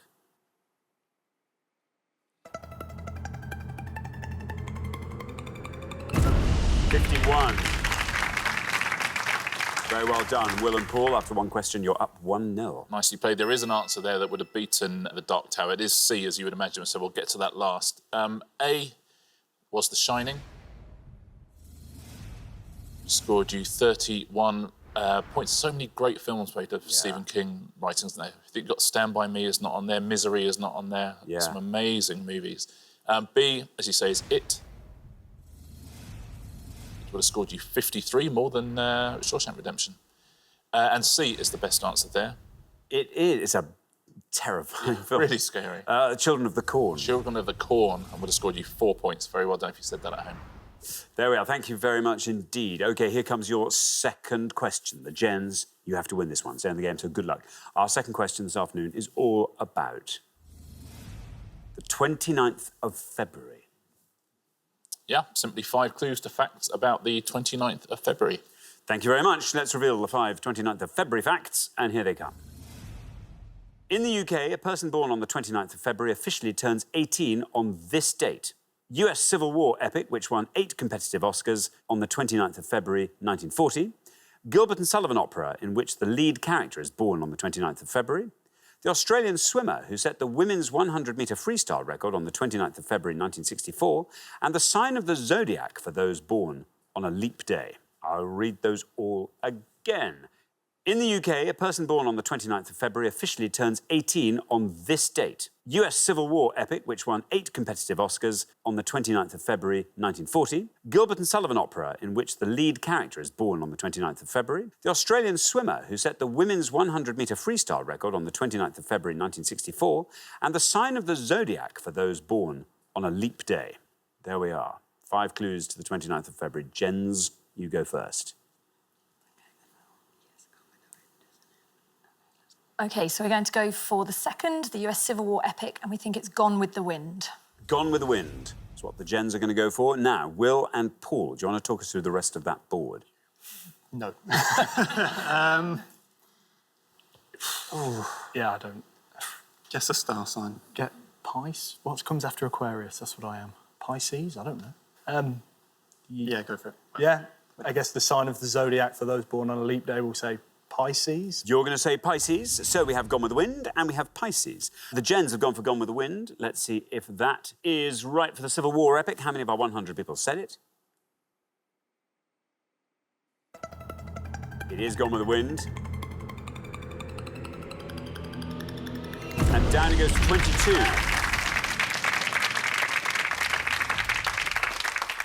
Will and Paul, meanwhile, have gone for the sign of the zodiac for those born on a leap day, Pisces. Let's see if Pisces is right. Pisces is right. And it needs to be 22, 26 for Pisces.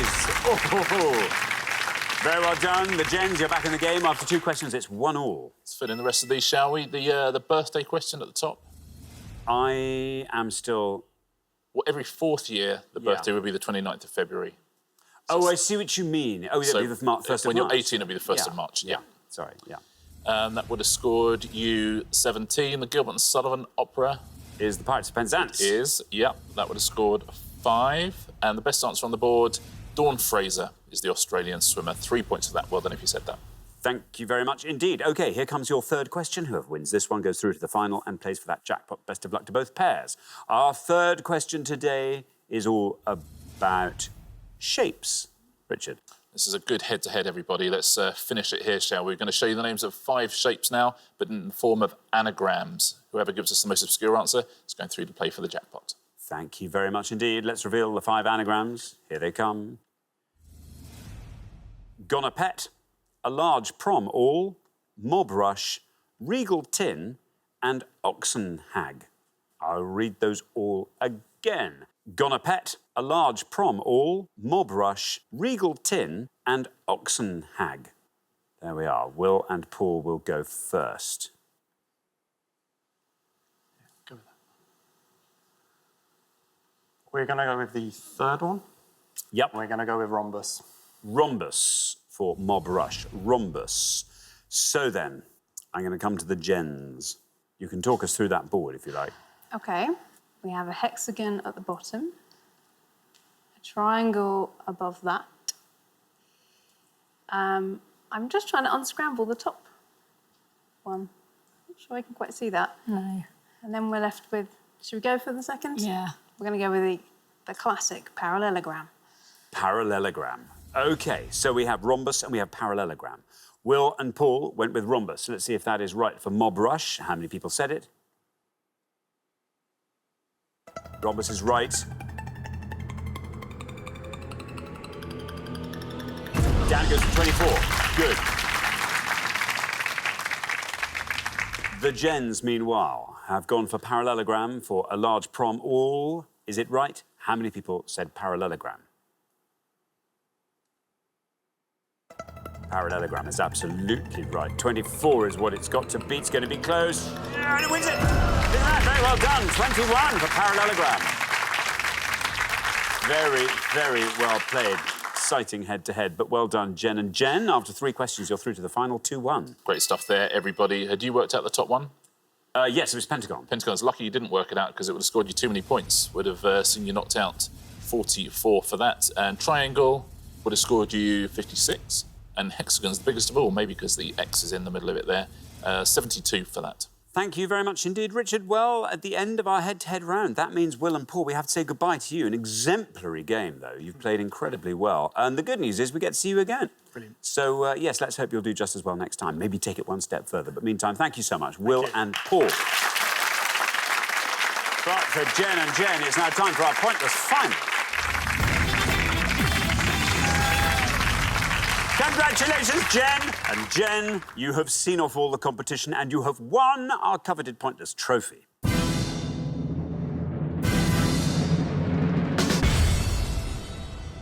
You now have a chance to win our Pointless jackpot. And at the end of today's show, the jackpot is standing at £2,000. There we are. Look at that, 100% Jen. 100%. Very, very well done. Indeed, just one performance. Just got straight through to the final and coming slightly from behind as the second couple in the head-to-head. What do you want to see come up in this last round? Films. Yeah, popular culture, film, books. Yeah, literature. All the would be fluffy good. stuff in life. That would be nice. OK, well, very best of luck. 4 things, as you know, will appear on the board. We've just got to hope one of them appeals to you.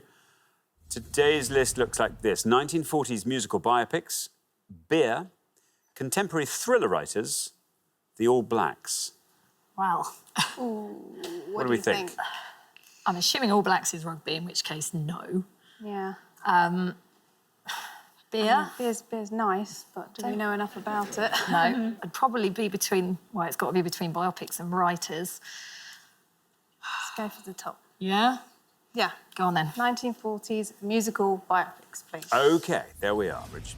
So we're looking for the songs or musical numbers featured in any of these biopics, please. Featured in the George M. Cohen biopic, Yankee Doodle Dandy, the Cole Porter biopic, Night and Day, or the Rodgers and Hart biopic, Words and Music. So George M. Cohen, Cole Porter, and Rodgers and Hart. Very best of luck. OK, yes, very best of luck. As always, you've got up to 1 minute to come up with 3 answers. All you need to win the jackpot is for just one of your answers to be pointless. Are you ready? Yes. I will say this is according to IMDb, and obviously anything that's mentioned in the title is not an acceptable answer. Let's put 60 seconds up on the clock. There they are. Your time starts now. OK, this is tough. I know nothing. Well, I'm thinking, words and music, I can't even think to guess, but Yankee Doodle Dandy at the top. Maybe Camptown Races? Yeah, that sounds good. Yep, I don't... swing in there. Well, it's worth a try, isn't it? Because I don't know any of this at all, unfortunately. So, yeah, Yankee Doodle Dandy, something. This is it. I mean, I'm thinking something a bit sort of Calamity Janey feel. I don't know. Yeah. Yankee Doodle Dandy. So what did you say? Camptown Races. And is that Camp? Is it? It runs through my head in the. Oh, I think that's Something much about later. that, That's much like later. 50s. Maybe we should just come up with something that sounds... What about something about love? Sing them all. 10 seconds left. Oh, gosh. Should we go, I love you, and Rodgers and a Cole Porter. Cole Porter, what did he do? Cole Porter was... I'm afraid that's your time up. I'm so sorry. That goes quick. Let's have your 3 answers. And if you could say which of the films you're referring to. OK. Camptown Races for Yankee Doodle Dandy. Camptown Races. Yep. How Much I Love You from Day and Night, or Night and Day, rather. How Much I Love You. And, what's that other Cole Porter one? Oklahoma for Words and Music. And Oklahoma from Words and Music. Of those 3, which is your best shot at a pointless answer? I think maybe Camptown Races. Camptown Races, only we'll one put that came to last. mind. Least likely to be pointless. The one that you just made up. Yes.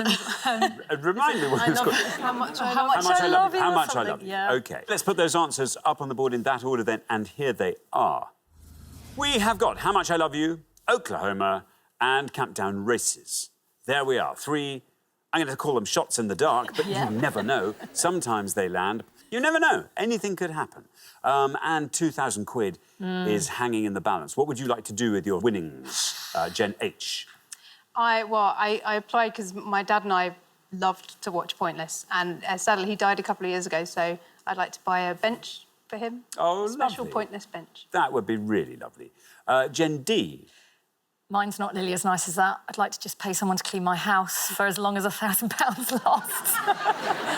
That's lovely too. I have to say, Jen left you with nowhere to go there, did she? Yeah. Oh, lovely, both of those. Let's hope one of these answers will win those opportunities for you. We are looking for songs from various movies, biopics, from the 40s. How Much I Love You was your first answer. In this case, we were looking for songs from the Cole Porter biopic, Night and Day. Let's see how many of our 100 people said it. Let's first see if it's right. £2,000 is yours if it's pointless. No, dear. How Much I Love You. On this occasion, I'm afraid, an incorrect answer. Your next answer was Oklahoma. And in this case, we were looking for the Rodgers and Hart biopic, Words and Music, and songs from that. For £2,000, is Oklahoma pointless? No. I'm afraid another incorrect answer. So we now move to your third and final answer, Camptown Races. We're looking for songs from the biopic Yankee Doodle Dandy. How many of our 100 people said Camptown Races? For £2,000, is it pointless? No, bad luck. I'm sorry, that was a tough call for you. None of those categories particularly suited you, I'm afraid. But anyway, you made a valiant effort there. Sadly, you didn't find the all-important pointless answer, so you don't win today's jackpot, but you have won today's pointless trophy, so very well done indeed for that, at least. Yeah, unlucky, not the right category in the end for you. Shall we take a look at some pointless answers? There'll be songs you know, but I don't think there's stuff you would have stumbled across in the 60 seconds. We'll start with George M. Cohen. These were Pointless Jeepers Creepers as a pointless answer. Molly Malone, Over There, the Battle Hymn of the Republic. The biggest scorer for George and Cohen was Give My Regards to Broadway. Let's move on now to Cole Porter. Some very famous songs here that were pointless answers. Blow Gabriel Blow This, I Get a Kick Out of You was a pointless answer. Let's Do It, Let's Fall in Love. That was a pointless answer. You're the Top was a pointless answer, as was, you said How Much I Love You, Do I Love You was a pointless answer by Cole Porter. Miss Otis Regrets, You Do Something to Me, Don't Fence Me In, pointless answer there as well. And Rodgers and Hart, some big songs here as well. Blue Moon is a pointless answer. On Your Toes, The Lady is a Tramp, and This Can't Be Love. Very well done if you said any of those at home. Thank you, Richard, and thank you once again to Jen and Jen. I'm sorry you didn't win our jackpot today, but that'll therefore roll over onto the next show, when we will be playing for £3,000. Join us then to see if someone can win it. Meanwhile, it's goodbye from Richard. Goodbye. And it's goodbye from me. Goodbye.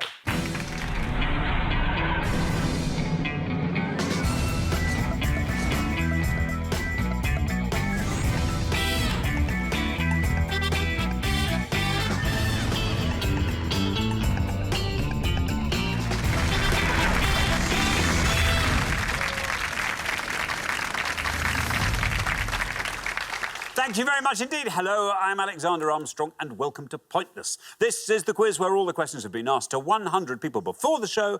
All our contestants have to do is come up with the answers those 100 people couldn't think of. Let's meet today's players. And couple number 1. Hi, I'm John. This is my friend Tom, and we're from Edinburgh. Couple number 2. Hi, I'm Sue. This is my husband John, and we're from Surrey. Couple number 3. Hi, I'm Ian. This is my wife Julie, and we're from Glasgow. And finally, couple number 4. I'm Gary. This is Billy, and we are cousins from the Wirral. And these are today's contestants. Thank you very much, all of you. Very warm welcome to Pointless. Wonderful to have you with us. That just leaves one more person for me to introduce. Here to eat these quizzes with some fava beans and a nice Chianti, it's my Pointless friend, it's Richard. Hiya. Hey, everybody. Afternoon. Good afternoon to you. Good afternoon. Now, on the last show, we had a big setup at the beginning. We said that this is a grudge match. It's going to be Edinburgh versus Glasgow. And then our Edinburghans and our Glaswegians got knocked out in round 1 and round 2. But at least they're back. So the grudge match begins again. Yes, that's nice. And they're separated this time. What do we call people from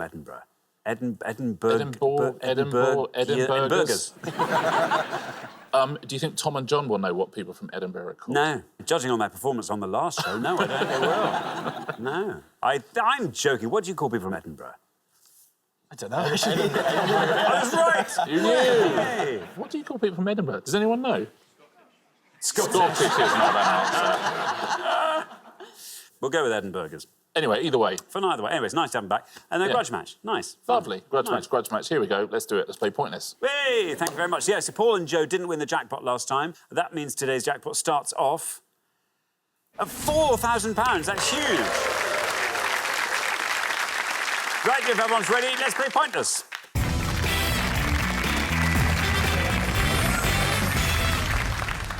Just remember this. The pair with the highest score at the end of each round gets eliminated, OK? So keep your scores nice and low, nothing to worry about. Best of luck. All 4 pairs. Our first category today is British currency. Can you all decide in your pairs? Who's going to go first? Who's going to go second? And whoever's going first, please step up to the podium. OK, and the question concerns things displayed on 50p pieces. Richard. Yeah, 2019 was the 50th anniversary of the 50p piece being introduced to the UK. We're going to ask you 7 questions on each pass about things that have been on commemorative 50p coins during that time. So there'll be 7 on the first pass, 7 on the second, 14 in all to have a go at home. So things that have been on 50p pieces in their first 50 years of their history. Thank you very much indeed, Richard. So let's reveal our first board of 7 things that have been on 50p pieces, and here they come.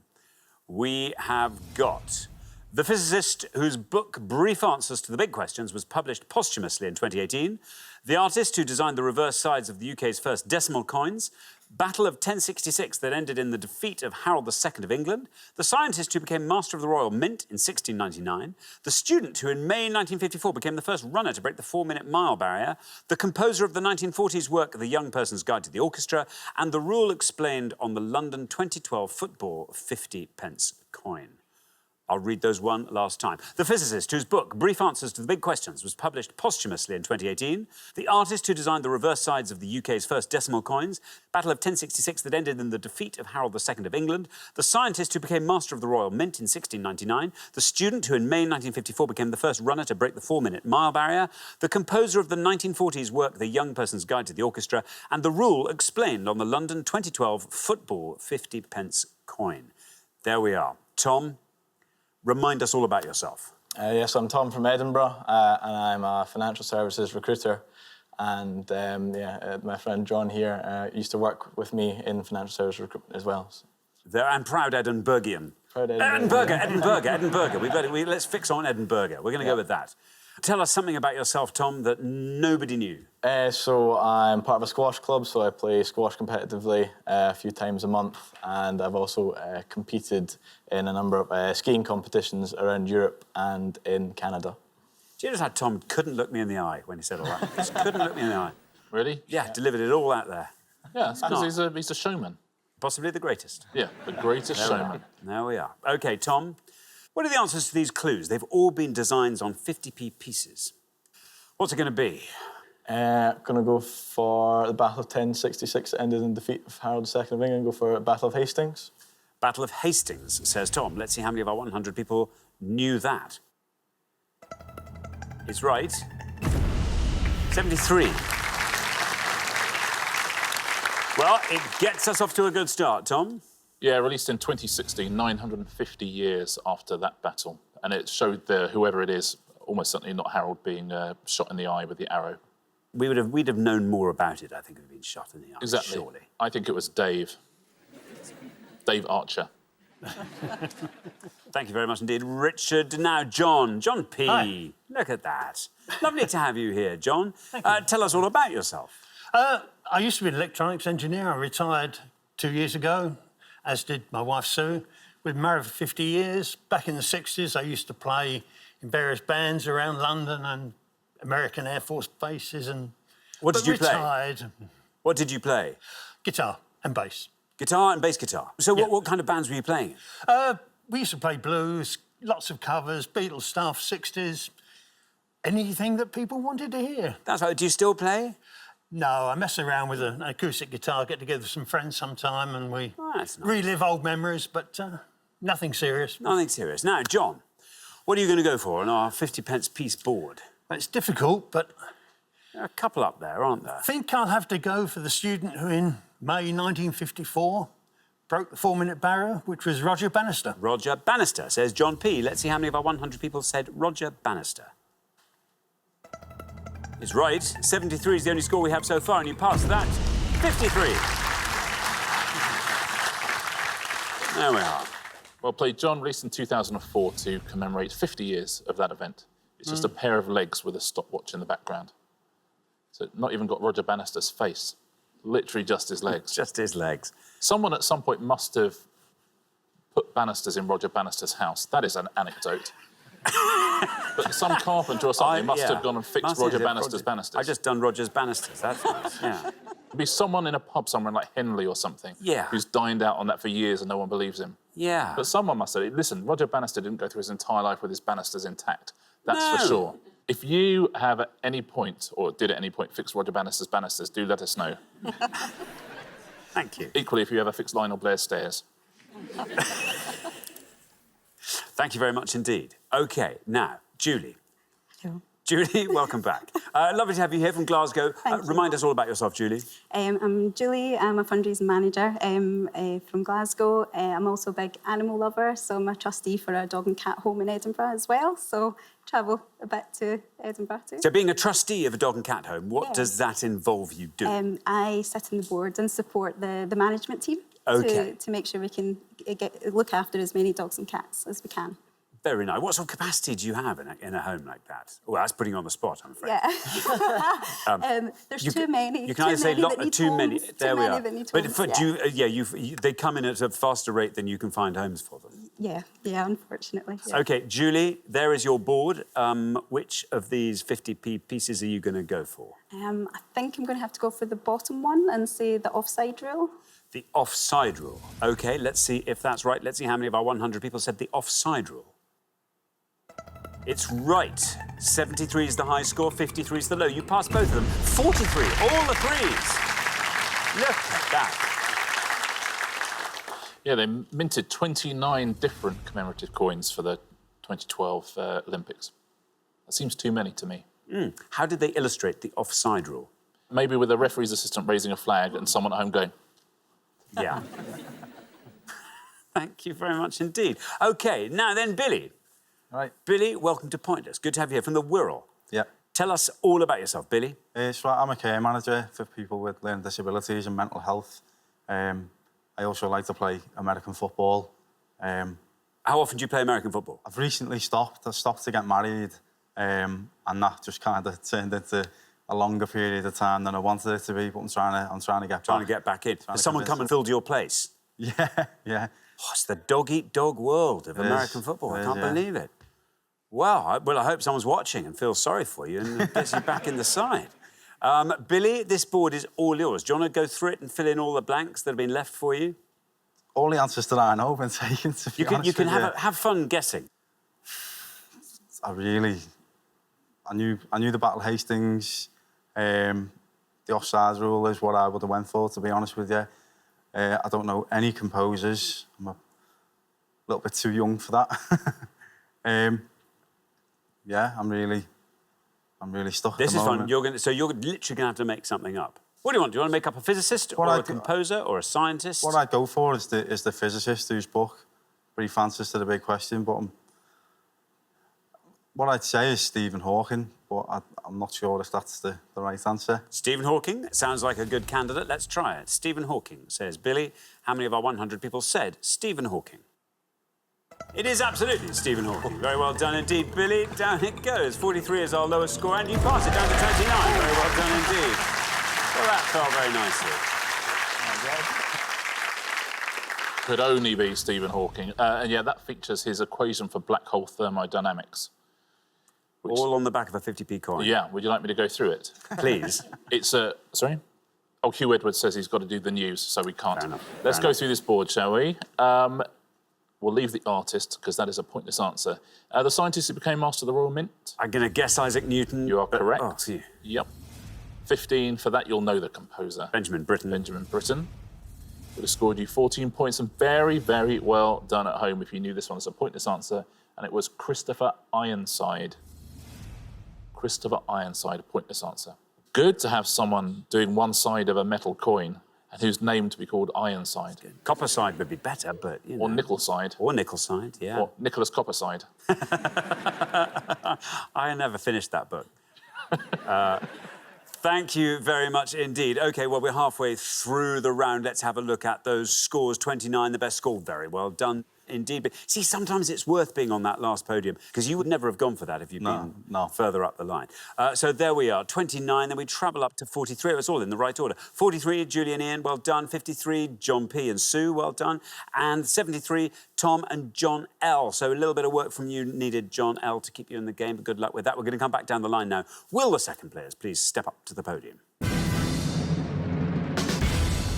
OK, let's put 7 more clues up on the board, and here they are. These are all 50p designs. What are they? Stories about this fictional detective include The Sign of the Four and The Final Problem.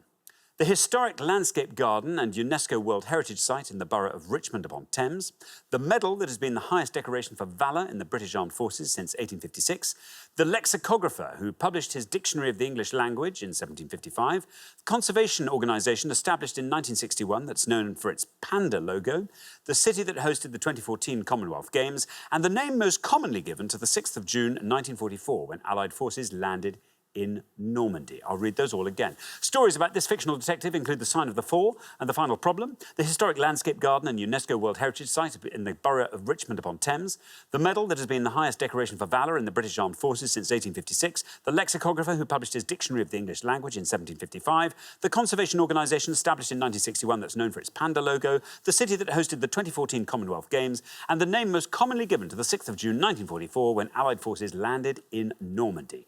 Gary, you are welcome. Good to have you here on Pointless. Tell us all about yourself. I travel up and down the country trying to sell our wares. I sell medical equipment to the NHS. Do you sell very high-end medical equipment? It's quite a mix. We sell things as high-end as defibrillators, but then we sell little plasters about that big. Have you got a spiel, Gary? It depends what we're selling. I'm picturing you on sort of Dragon's Den type, that kind of thing. What are your hobbies, Gary, when you get back home? I'm currently learning to play the guitar with my little girl. It's given me more of a chance of influencing her taste in music. Steer her away from what her mother listens to. Yes, very good. Very good. OK, Gary, there you are on 29. Fabulous performance from Billy. Pulled one out of the bag there. Can you do the same on this board? What are the answers to these clues? They've all been designs on 50p pieces. I'm thinking the conversation organisation established in 1961 as the WWF. The WWF, says Gary, for conservation. OK, let's see if that's right. There's your red line. Get below that. Through you go to round 2. It is right. 54, not bad at all. I think you've done enough there. Takes your total up to 83. Very well done. Very well done, yeah. Later branched out into wrestling. Thank you very much. 9 to add to that. Thank you. Yep. Look at that, beautiful. All the 3s there now. Because it was bothering me before that 29 wasn't ending in 3, and now let's stop here. Yeah, brilliant. Now then, Ian. Hi. Ian, welcome back. Thank you. Remind us all about yourself, Ian. My name's Ian. I'm from Glasgow. I work in IT and also a keen guitarist. Quite a lot of... Did anyone bring any guitars with them? That green room could have been amazing. That's a shame. That is a shame. Oh. That'd be fun. No. All of them picking away on... No, you're right. No. Ian, we're not playing guitar and not working for your charity. What else? What else do you do? I like to spend time with my 4-year-old daughter, and like yourself, I'm trying to influence her taste in music. Very good. How's that going? We're getting there with the Beatles. That's quite easy. That's good. Excellent. Good stuff. Now, Ian, there you are. You're on 43. If you can score 39 or less, you're home and dry. Unsurprisingly, I'm going to take the city that hosted the 2014 Commonwealth Games. That was Glasgow. Glasgow, says Ian. That was a gimme, wasn't it? OK, here is your red line. If you can get below that with Glasgow, through you go to round 2. It is Glasgow. Very well done. Look at that. Well, 16. Lowest individual score of the round so far. 59 is your total. Well played, Ian. That fell very nicely. Yeah, people from Glasgow are called Glasborgians. Thank goodness we sorted that out. Thank you very much indeed, Richard. Sue, welcome to Pointless. Hello. Lovely to have you here. Tell us all about yourself, Sue. I'm a retired school secretary. I worked my last job in an international school, 73 nationalities across the teachers and pupils. So that was absolutely wonderful. But I'm equally ecstatic about being retired. Oh. I read a lot now, and I've taken up aqua aerobics, which is... Wow. I know, but it's really good. I bet. Well, hard work. I've got arthritis, but it actually helps. So, yeah, and I bet. We spend more time with our grandchildren now, and I can say hello to Brooke. She's Brooke. 3. Hi, Brooke. Fantastic. Sue, that sounds lovely. Now, you are on 53. We're looking for a score of 29 or less from you. I know a few of them.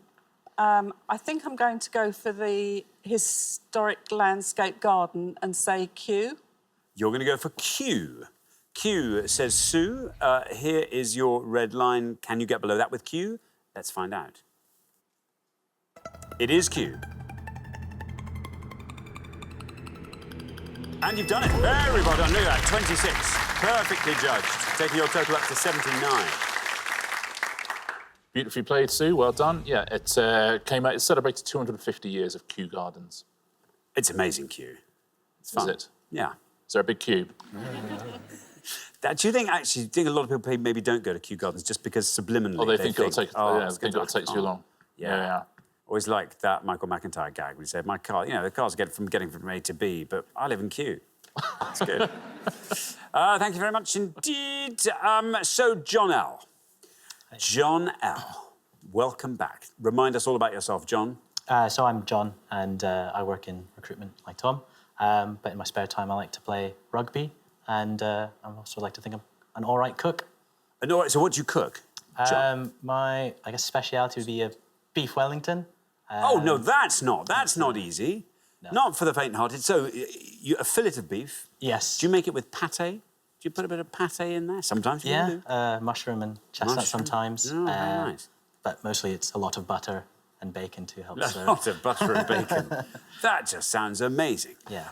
John, now then, you have to score 9 or less. Sorry. That board's all yours. Do you fancy just sort of taking us gently through it? Yeah. So I know the bottom one is fairly sure it's D-Day, the D-Day landings. Then the medal, that was the highest decoration. Then it's the Victoria Cross. I'm not sure about the one about the dictionary. I think my best shout would probably be taking a punt on the top one. So I think I'll go with Sherlock Holmes. Sherlock Holmes for the top one. OK, let's see if that's right. Let's see how many of our 100 people said Sherlock Holmes. There is your red line. It's right. 32 for Sherlock Holmes, 105 your total. Yeah, released in 2019, that coin. It's rather sweet. It has a silhouette of Sherlock Holmes. But then it has the titles of lots of his most famous stories and cases. But obviously it's a 50-pence piece, so they are written in very, very, very tiny writing. And the designer said the way to look at them is get out a magnifying glass. That's nice, isn't it? That's just brilliant. Clever, isn't it? That's all clever art that we're all just carrying around in our pocket. We value it at just 50p. It's worth a lot more. Yeah. Surely. Oh, well, I've got a 50p if you'd like to buy one from me. I would gladly buy one. £7. Cheap at twice the price. Excellent. Shall we fit in this board? Yes. The medal, you're quite right, was the Victoria Cross. Would not have seen you through because it would have scored 42, and you knew the bottom one as well was D-Day. That wouldn't have seen you through either because it would have scored 64, but the lexicographer would have seen you through. We only know 2 lexicographers in this country. One is Susie Dent, and the other one is... Dr. Johnson, Samuel Johnson. Dr. Samuel Johnson, absolutely. He would have scored you 8 points, would have seen you safely through. Mm-hmm. Thank you very much indeed, Richard. Well, we are at the end of our first round. I know, it went by like that. We have to say goodbye to one of our pairs, and John L. and Tom, I'm sorry to say, it is you. It's been great having you on the show. Thank you so much for playing so well, but this is the end of the road. Thanks, John and Tom. But for the remaining 3 pairs, it's now time for round 2.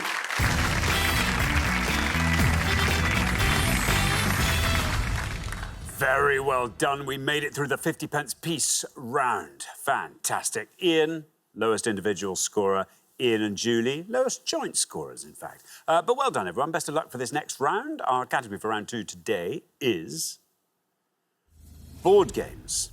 Can you all decide in your pairs who's going to go first, who's going to go second? And whoever's going first, please step up to the podium.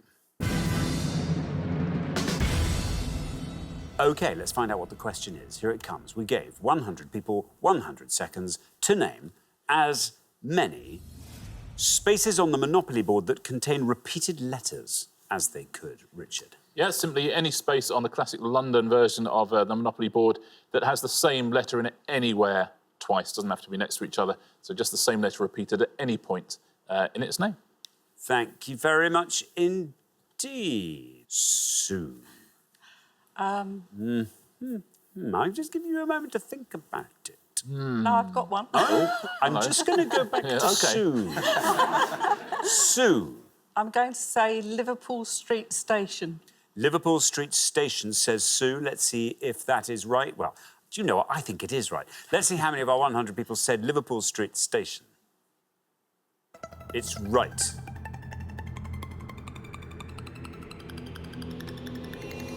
Oh, look how right it is. Look at that.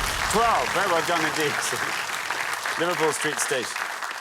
I mean, you're not mucking about there. It's got 2 L's, 2 I's, 2 R's, 3 O's, 2 S's, 4 T's and 3 E's. 4 T's? 4 T's. Can you imagine? No. Thank you. Ian, what are you thinking of?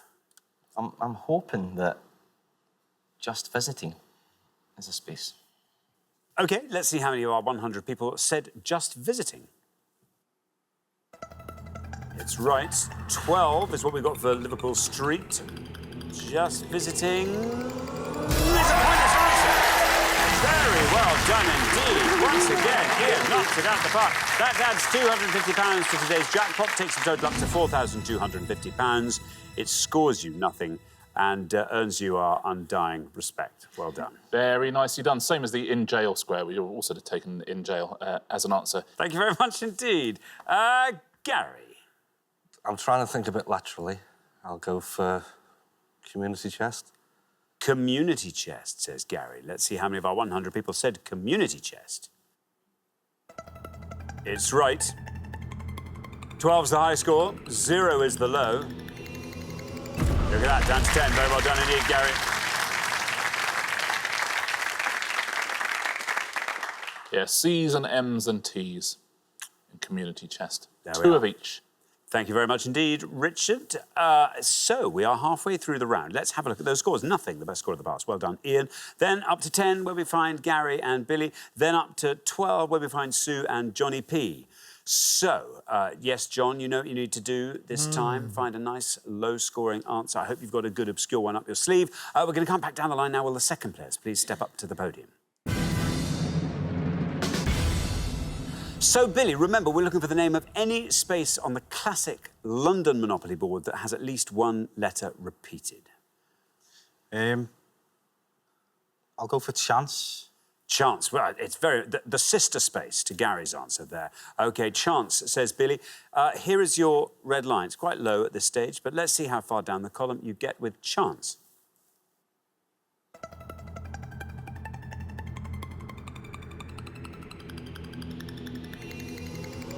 Oh, not bad. 6.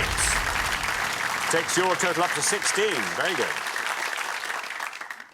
Yeah, very well played. I tell you what, as soon as you said that, I thought, oh, you've forgotten it has to have repeated letters. And then I realised there was 2 C's in it. So it goes to show, doesn't it? There is actually a Chance Street in London. Obviously, it's not named after Chance Street. Interesting. Shoreditch. Chancery Lane. Yeah, Chance Street. Yeah. Yeah. Oh, well, thank you. Now, Julie. I'm hoping electric company. The electric company. OK. You need to score 15 or less. Here's your red line. Get below that with electric company, and you're into the head-to-head. How many people said electric company?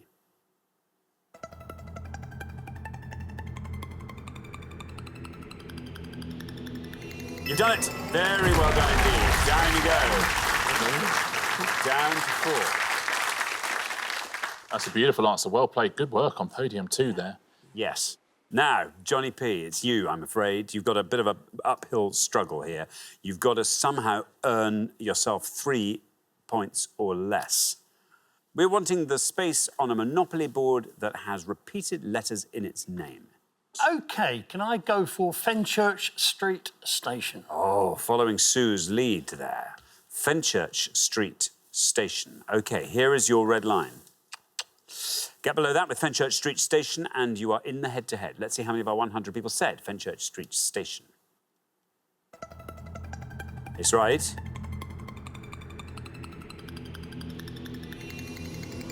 Ooh, 6! Very close. That takes your total up to 18. And very similar in terms of the repeated letters. You've got 3 E's, 2 N's, 2 C's, 2 H's, 2 S's, 4 T's and 2 R's in Fenchurch Street Station. Wow. How about that? There's a couple of answers that would have seen you through. There's only 1 point in this answer in the whole game. We've already had that, so very well played on podium 2. But collect £200 or pass go, that would have been 1 point. You'd got 3 points for Marlborough Street. You'd got 4 for Whitechapel Road, 5 for Euston Road, 5 for Coventry Street.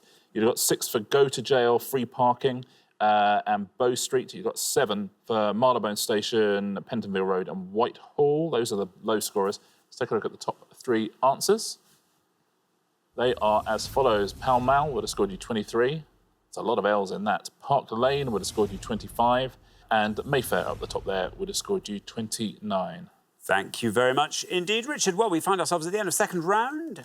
And that means we have to say goodbye to another of our pairs. John and Sue, I'm afraid it's you. We have to say goodbye to you. Thank you so much for playing. We'll see you again next time. Look forward to that very much.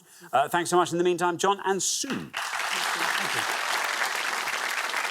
But for the remaining 2 pairs, it's now time for the head-to-head.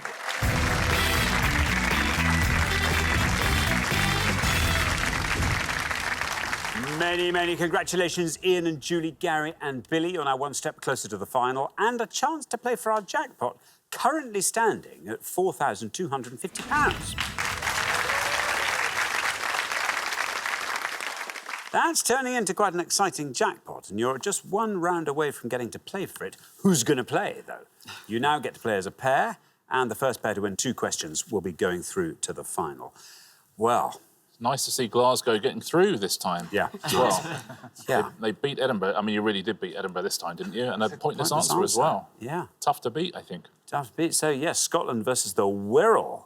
What is going to happen? Best of luck to both pairs. Let's play the head-to-head.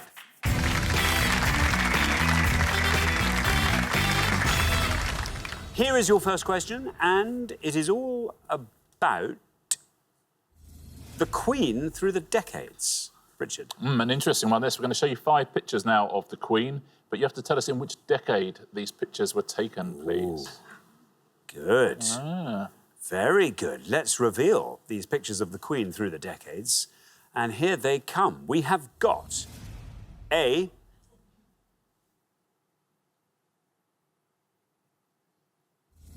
B...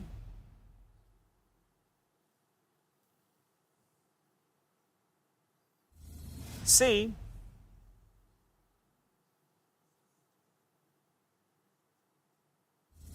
D...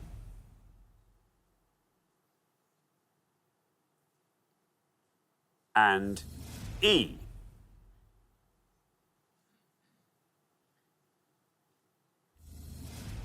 There we are. 5 pictures of the Queen through the decades. Ian and Julie, you're our lowest scorers, so you get to go first. You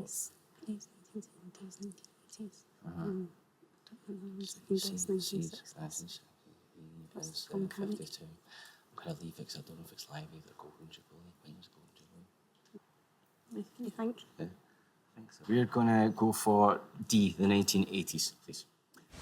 D, the 1980s. The 1980s for D. Say Ian and Julie. Gary and Billy. For A. Do you want to talk us through all the others?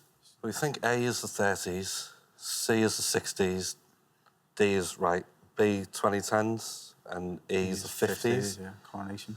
But we think we'll go for A, the 30s. OK, A, the 30s. So we have the 1980s and we have the 1930s. Ian and Julie went for the 1980s for D. Let's see if that's right. Let's see how many of our 100 people said the 1980s. It's right.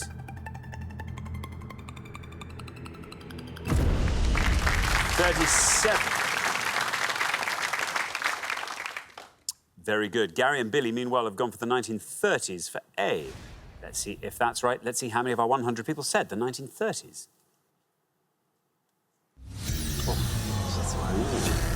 Not the 1930s. So, very well done. Ian and Julie, after one question, you're up 1-0. Yeah, she was born in 1926, the Queen. She's looking good on it, isn't she? So 1920s was the answer there. It would have got you 53 points. We'll leave B for a moment, because that's the lowest scorer. Now C, the clue is there that she's with JFK and Jackie. 60s? 1960s, yep. It scored you 48. E is the coronation. 50s. 1950s. Scored you 77. And B, that's a Golden Jubilee celebration. So it's 2002, the 2000s. And that's the best answer up there. Very well done if you said that. 29 points. Thank you very much. OK, here comes your second question. Gary and Billy, you need to win this one to stay in the game, so best of luck. Our second question today is all about roof styles. There we go, Richard. About time, isn't it? About time. We're going to show you 5 different terms now for styles of roof, but with alternate letters missing. Can you fill in the gaps and name that roof? Thank you very much indeed. Let's reveal our roofs with holes in. We have got SDLBC, BRE, DM, GBE, and MNAD. There we are. SDLBC, BRE, DM, GBE, and MNAD. Gary and Billy, you will go first.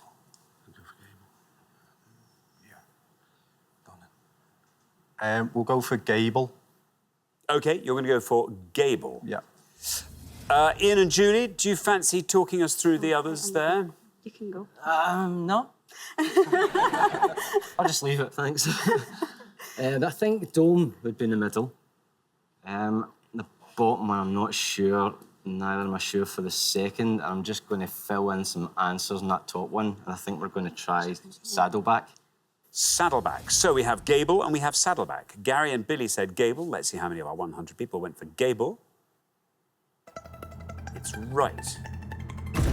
68. 68 for gable. Ian and Julie, meanwhile, have gone for the top one and they're saying saddleback. Let's see if that's right. It certainly fits, but is it right, saddleback? It is right. Oh.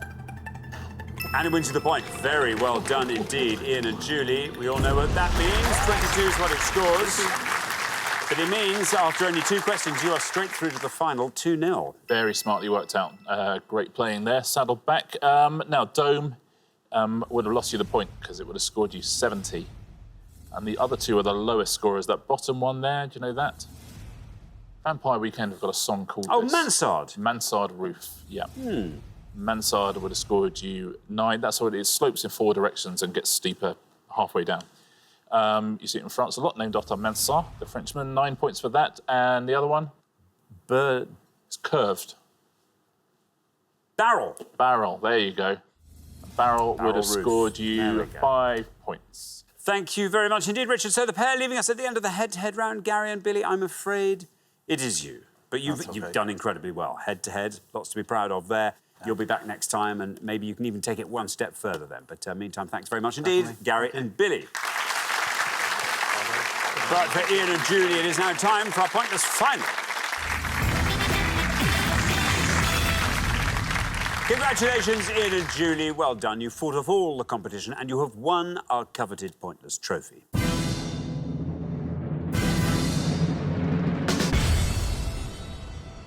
You now have a chance to win our pointless jackpot, and at the end of today's show, the jackpot is standing at £4,250. Now, 250 of those pounds were earned by you. You put them there by scoring a pointless answer. How can you get another pointless answer? What is going to help you get one? Blind luck. Fair enough. I think I would like to see maybe some Beatles up there. Yeah. Some Doctor Who would be good. Yeah, that would be good. OK, well, as always, you get to choose from the 4 things that appear on the board. Let's hope today's selection's got something on it for you. We have got patriotic songs, team sport in 2018, horse films, and Antarctica. Oh. What do we think? What do you think? Love a horse film. I think, what do you think for songs? Patriotic songs or horse films? Horse films, do you know? I don't know any horse films. Love a horse film. Yeah. Black, yeah, I don't know if they're Yeah, horse patriotic films? songs. I don't know. Yeah, why not? Patriotic Why songs. not, yeah. Okay, you go. We'll have patriotic songs, please. Patriotic songs it is. Okay, very best of luck. I'm going to go on record as saying the first one of these might be the easiest for the 2 of you. We are looking for any word of 5 letters or more in one of the following 3 songs, please. Any word of 5 letters or more in O Flower of Scotland. We're looking for any word of 5 letters or more in I Vow to Thee, My Country. And we are looking for words of 5 letters or more in Guide Me, O Thou Great Redeemer. So, Flower of Scotland, I Vow to Thee, My Country, that's the 1918 version. Or Guide Me, O Thou Great Redeemer. Obviously, none of the words that are in the titles there, but any other 5-letter or more word. Very best of luck. Thank you very much indeed. Now, as always, you've got up to 1 minute to come up with 3 answers. All you need to win that jackpot is for just one of those answers to be pointless. You don't have to answer all 3 categories, just focus on whichever ones you like the look of. Are you ready? Yes. Let's put 60 seconds up on the clock. There they are. Your time starts now. Stick with the first one, so... Yeah, we're going to go with the later verses. Right, so, say the verse. The autumn leaves now, lie thick and still. Overland that's lost now, and those so dearly held. Right, then it's feeling about, and the second one's like and in the past, those days are past now, and in the past they must to remain, for we can still rise now. Still. Right, so we'll go for the last one, autumn leaves, because nobody ever does that one. Okay, autumn leaves, So, I think we've got it. what ones? Thick. Go for thick, still. Autumn. Autumn? No, or leaves. Those. Yeah. Yeah, okay. 20 seconds, we'll just chill. Then I think Okay. we might leave the bottom 2 ones. Are you happy? Yeah. Should we can go? Let's go for it. Come on, stop the clock. OK, what 3 answers are you going to give us? We're going to go for those. Those. Still. Still. And thick. And thick. And these are all from the first Flower of Scotland, yeah. OK, now, of those 3 answers, which is your best shot at a pointless answer? I think thick. OK, thick we'll put last. Least likely to be pointless? Still. Still, and then those goes in the middle. OK, well, let's put those answers up on the board in that order then, and here they are. We have got still, those, and thick.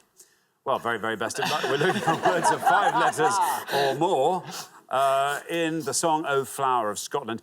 3 good answers there. That fell quite nicely, I'd say, for you. Some Slumdog answers, wasn't it? What would you like to spend your winnings on should you win that £4,250 prize?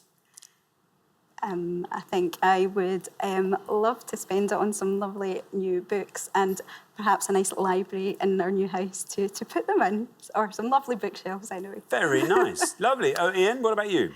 I need a new guitar. Yeah. And we'll spend the rest on a nursery. Yeah. Very nice indeed. Well, let's hope one of these answers will win that jackpot for you still. As I say, words of 5 letters or more in O Flower of Scotland, you've gone for still. If it's pointless, you will win that jackpot of £4,250. Let's see how many of our 100 people said still. It's right. It just has to be pointless now if you're to win that jackpot. £4,250 riding on this. We're going down through the teens. We're into single figures. We're still going down, still going down, still going down. Congratulations. Very well done. Thank you. Superb.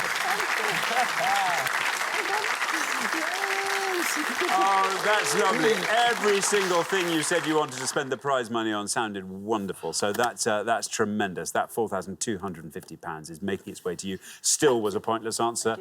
Very, very well done indeed. Ian and Julie, fantastic.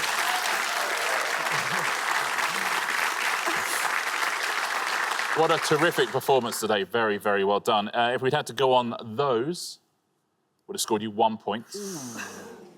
Thick was another pointless answer, so well done.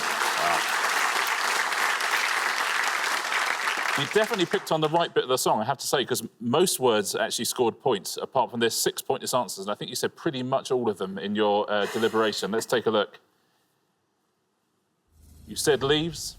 There's thick. Which is the only one you missed out, because the other two are dearly and past. Those are the pointless answers there. You don't care about the others, but let's take a look, because there may be people who've gone for these. We will go to the next one, which is I vow to thee, my country. Another faithful, gentleness makes. Those are all pointless answers. You could have had armies, bounds, fortress, herd, never, paths, price, shining, silently suffering. There's undaunted whole. Those are all pointless answers. And finally, guide me, O thou great Redeemer, anxious, fiery, pillar, tread. You could have had death, fears, hell's still stream. This is a good poem. Death, fears, hell's still stream, I think so. Subside, verge, whence. Nice. I tell you, if you ever do anything about hymns or poems, whence is in there somewhere, isn't it? Well done if you got any of those at home, and terrific work to our Glaswegians in the studio. Thank you very much indeed, Richard. And thanks once again to our brilliant winners, Ian and Julie, who take away today's jackpot of £4,250. Very well done. Join us next time when we'll be putting more obscure knowledge to the test on Pointless. Meanwhile, it's goodbye from Richard. Goodbye. And it's goodbye from me. Goodbye.